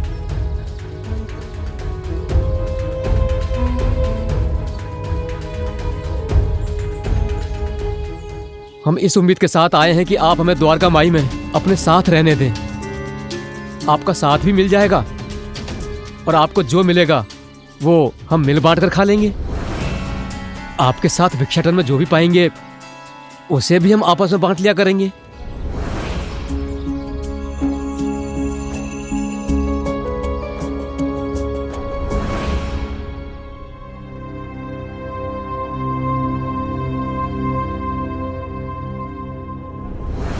गोविंदा, जल्दी बाहर आ जाओ। और कितनी देर स्नान करोगे? बाहर आ जाओ, नहीं तो पाठशाला जाने में देर हो जाएगी तुम्हें। गोविंदा बेटा, अब जितनी देर स्नान करना है करो। हाँ, आज तुम्हारी पाठशाला का पहला दिन है ना? आराम से। चिंताई, ये आप क्या कह रही है? आपको पता है गोविंदा को नहाना बहुत पसंद है। अगर आप उसे बाहर निकलने के लिए नहीं कहेंगी ना, वो 1 घंटा और नहाता रहेगा। क्या मतलब? तुम कहना क्या चाहती हो? मुझे अपने बच्चे के बारे में कुछ नहीं पता? मैं कुछ नहीं जानती? सब जानती हूं मैं। आई हूं मैं उसकी, मेरा बेटा है। और अगर नहीं भी जानती ना, तो उसमें तुम्हारी गलती है, क्योंकि तुमने मुझे कभी जानने दिया ही नहीं। मेरे बच्चे को मुझसे छीन लिया, दूर कर दिया मेरे बच्चे को मुझसे। एक तो करनी तुम्हारी और तानी मुझे पड़ते हैं। तुम जाओ यहाँ से ही। मेरा बच्चा है, मैं देख लूंगी, मैं मेरा काम कर लूंगी। तुम जाओ, तुम जाओ।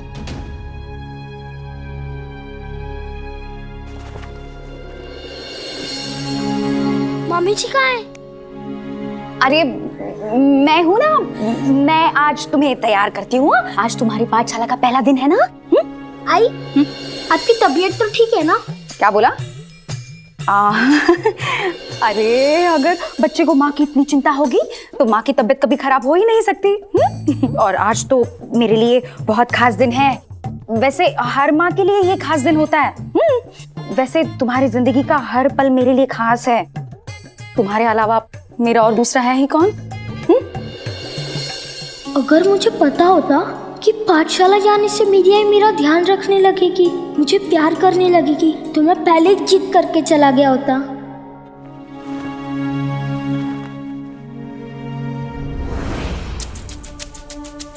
चल, आज तुझे अच्छे से तैयार करती हूँ।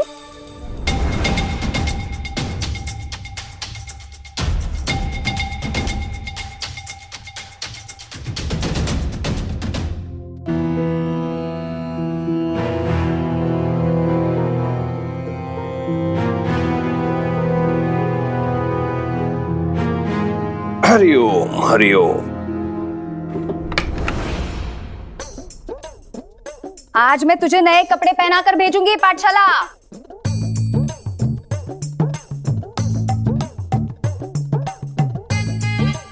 चिंताई, मैं कर लूंगी, तुम जाओ ही नहीं। आई, आपको कुछ पता नहीं है। नए कपड़े इस अलमारी में नहीं, उस अलमारी में।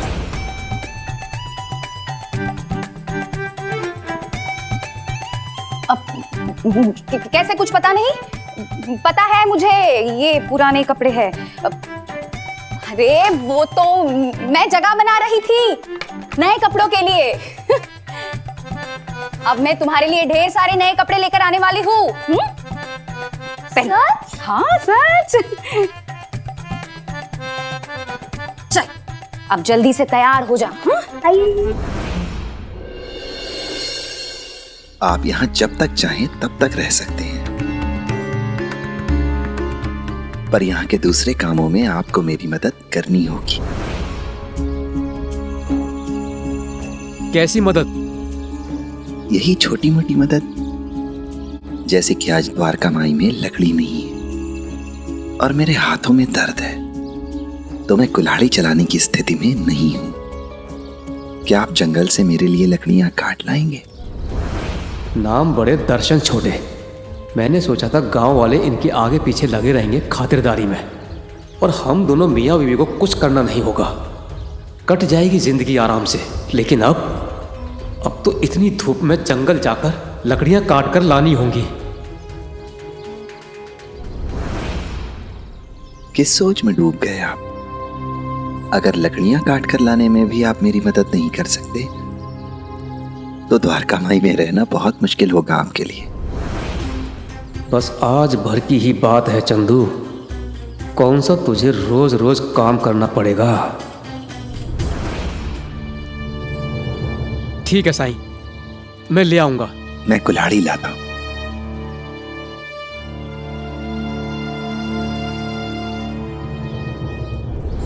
रहने और खाने का इंतजाम तो हो गया यहाँ हमारा।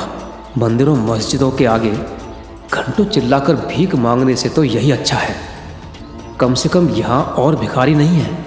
जो मिलेगा साईं के पास आएगा, और जो उनके पास आया वो हमारे हिस्से।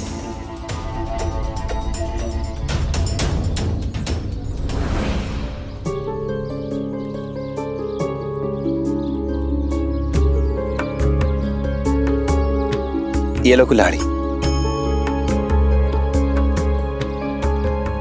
आप इस जगह से परिचित नहीं हैं, मैं आपके साथ चलता हूं। तुम यहीं रुको। आइए।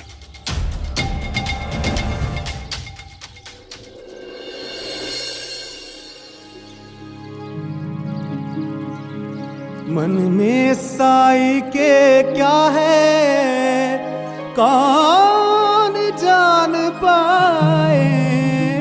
ओम साई ओम साई ओम साई ओम साई ओम साई ओम साई ओम।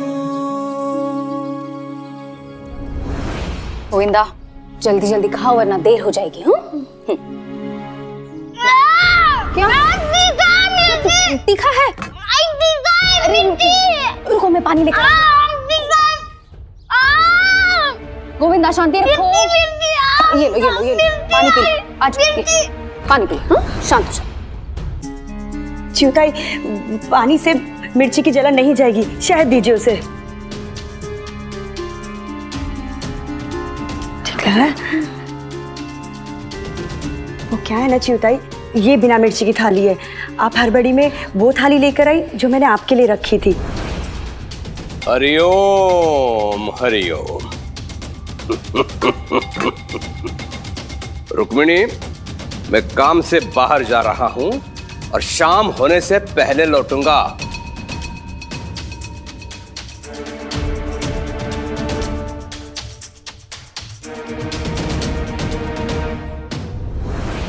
अब तुम रुको, मैं तुम्हारे बालों में अच्छे से तेल लगा के बाल संवारती हूँ, फिर जाना पाठशाला। हाँ, मिल गया तेल। च्युताई, अरे क्या है? आप ना ये तेल लगाइए, गोविंदा को अरे बाहर में गया तुम्हारा तेल। नहीं, तुम क्यों बार बार मुझे टोक देती हो? क्यों बार बार तुम और तुम्हारा पति मुझे ये जताने की कोशिश करते हैं कि मुझे अपने बच्चे के बारे में कुछ नहीं पता? मैं उसकी जरूरतें नहीं समझती हूँ, उसकी पसंद नापसंद मुझे नहीं समझ में आती। तुम जाओ ना वहीनी। लेकिन च्युताई अरे नहीं, मुझे कुछ सुनना, तुम जाओ वहीनी, तुम जाओ। च्युताई जाओ वहीनी, जाओ। च्युताई मेरी बात तो सुनिए च्युताई। अरे नहीं सुनी तुम्हारी बात। आ जाते बार बार मुझे समझाने। आई हूं मैं, बच्चे के बारे में मुझे सब पता है। अब मैं कैसे समझाऊं च्युताई को कि नारियल तेल से गोविंदा को परेशानी हो जाती है।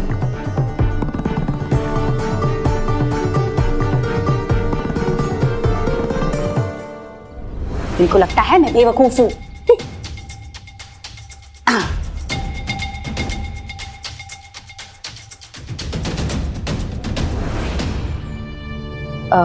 कंगी, कंगी कहाँ है? कंगी वही है। अरे वही तो है। पता है मुझे। देखिए ये रही कंगी।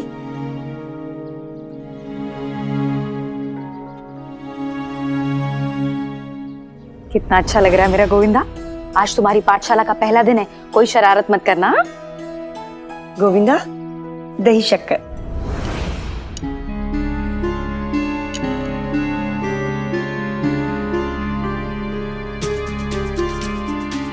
गोविंदा,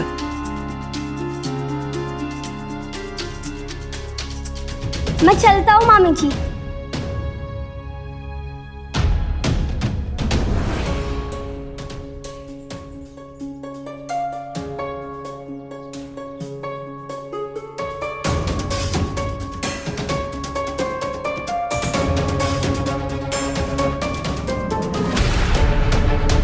पता नहीं बहनी ने कौन सा काला जादू करके रखा है गोविंदा पर कि उसे इतना मानता है।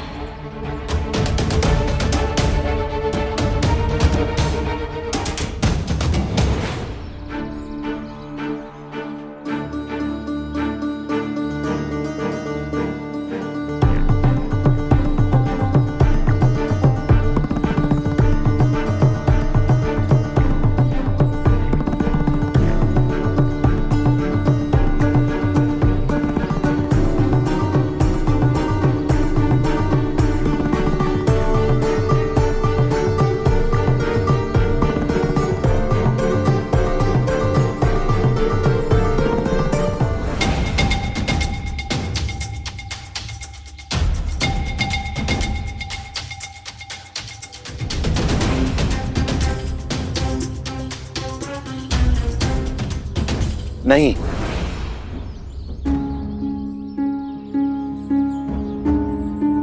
ये पेड़ हरा भरा है। इसे काटकर हम प्रकृति में असंतुलन पैदा कर देंगे। हमें कोई सूखी डाल या सूखा पेड़ ढूंढना होगा। आओ। दोपहर की धूप में अब सूखे पेड़ की तलाश में भटकते रहो। कुल्हाड़ी तो मैंने अपने पैर पर मार ली है साईं के पास आके।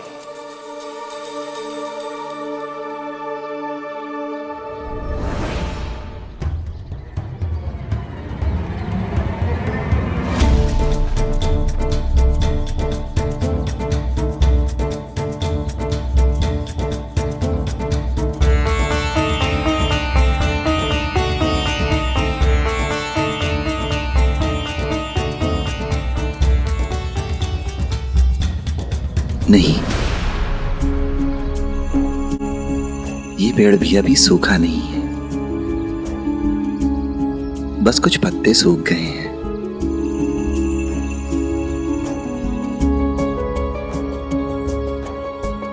पर पेड़ अभी जिंदा है। साईं, इतने सारे पेड़ हैं जंगल में, अगर एक काट भी दिया तो कौन सा प्रलय आ जाएगा? बूंद बूंद से ही घड़ा भर जाता है चंदू। अगर हम सभी सही दिशा में छोटे छोटे प्रयास भी करते रहें तो अंत बहुत सुखद होगा, प्रकृति के लिए भी, पर्यावरण के लिए भी और हमारे लिए भी। अक्सर हम सभी बड़े प्रयास करने के बारे में सोचते हैं जो कि कभी हो नहीं पाता है। पर सच तो यह है कि गीली लकड़ी आसानी से नहीं जलती है, उसे जलाने से धुआं होता है जिससे हमें सांस लेने में तकलीफ होती है, हमारी आंखों को नुकसान पहुंचता है और सूखी लकड़ी आराम से जल जाती है। अब तुम ही बताओ, सूखी लकड़ी में हम सभी का फायदा है ना? हाँ, बात तो सही है, लेकिन इस जंगल में सूखा पेड़ या डाली भी तो मिलनी चाहिए ना। तो बढ़ते रहिए, मंजिल जरूर मिलेगी।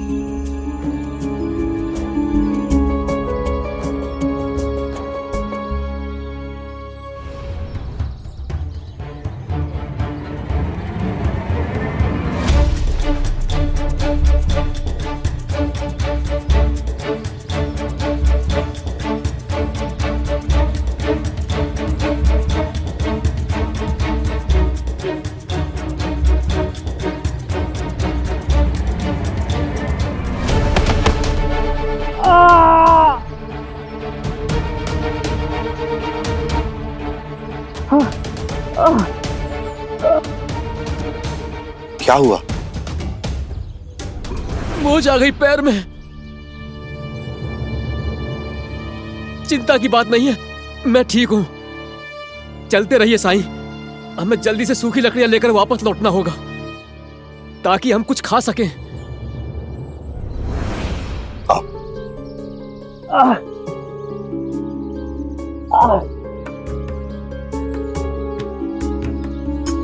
चलिए।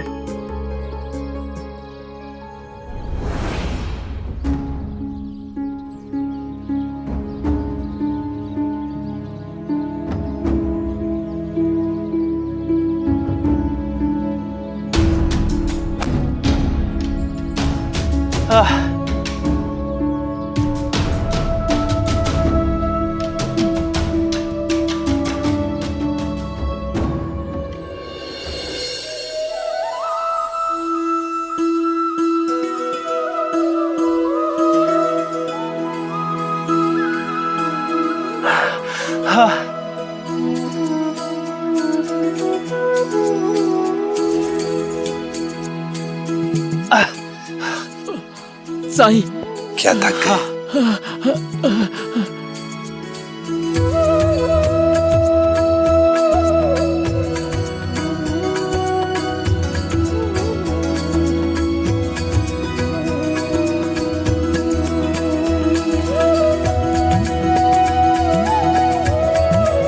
वहां देखो।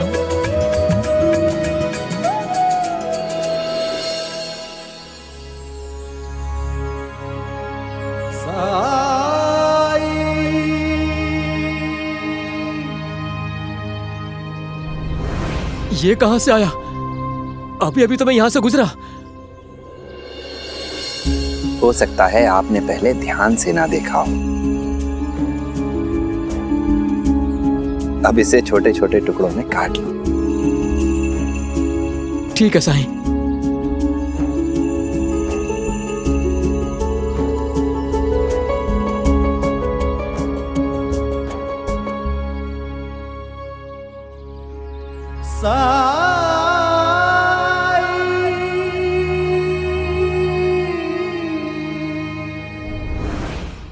धार्मिक वीडियो सबसे पहले देखने के लिए हमारे चैनल को सब्सक्राइब करें और बेल आइकन दबाएं।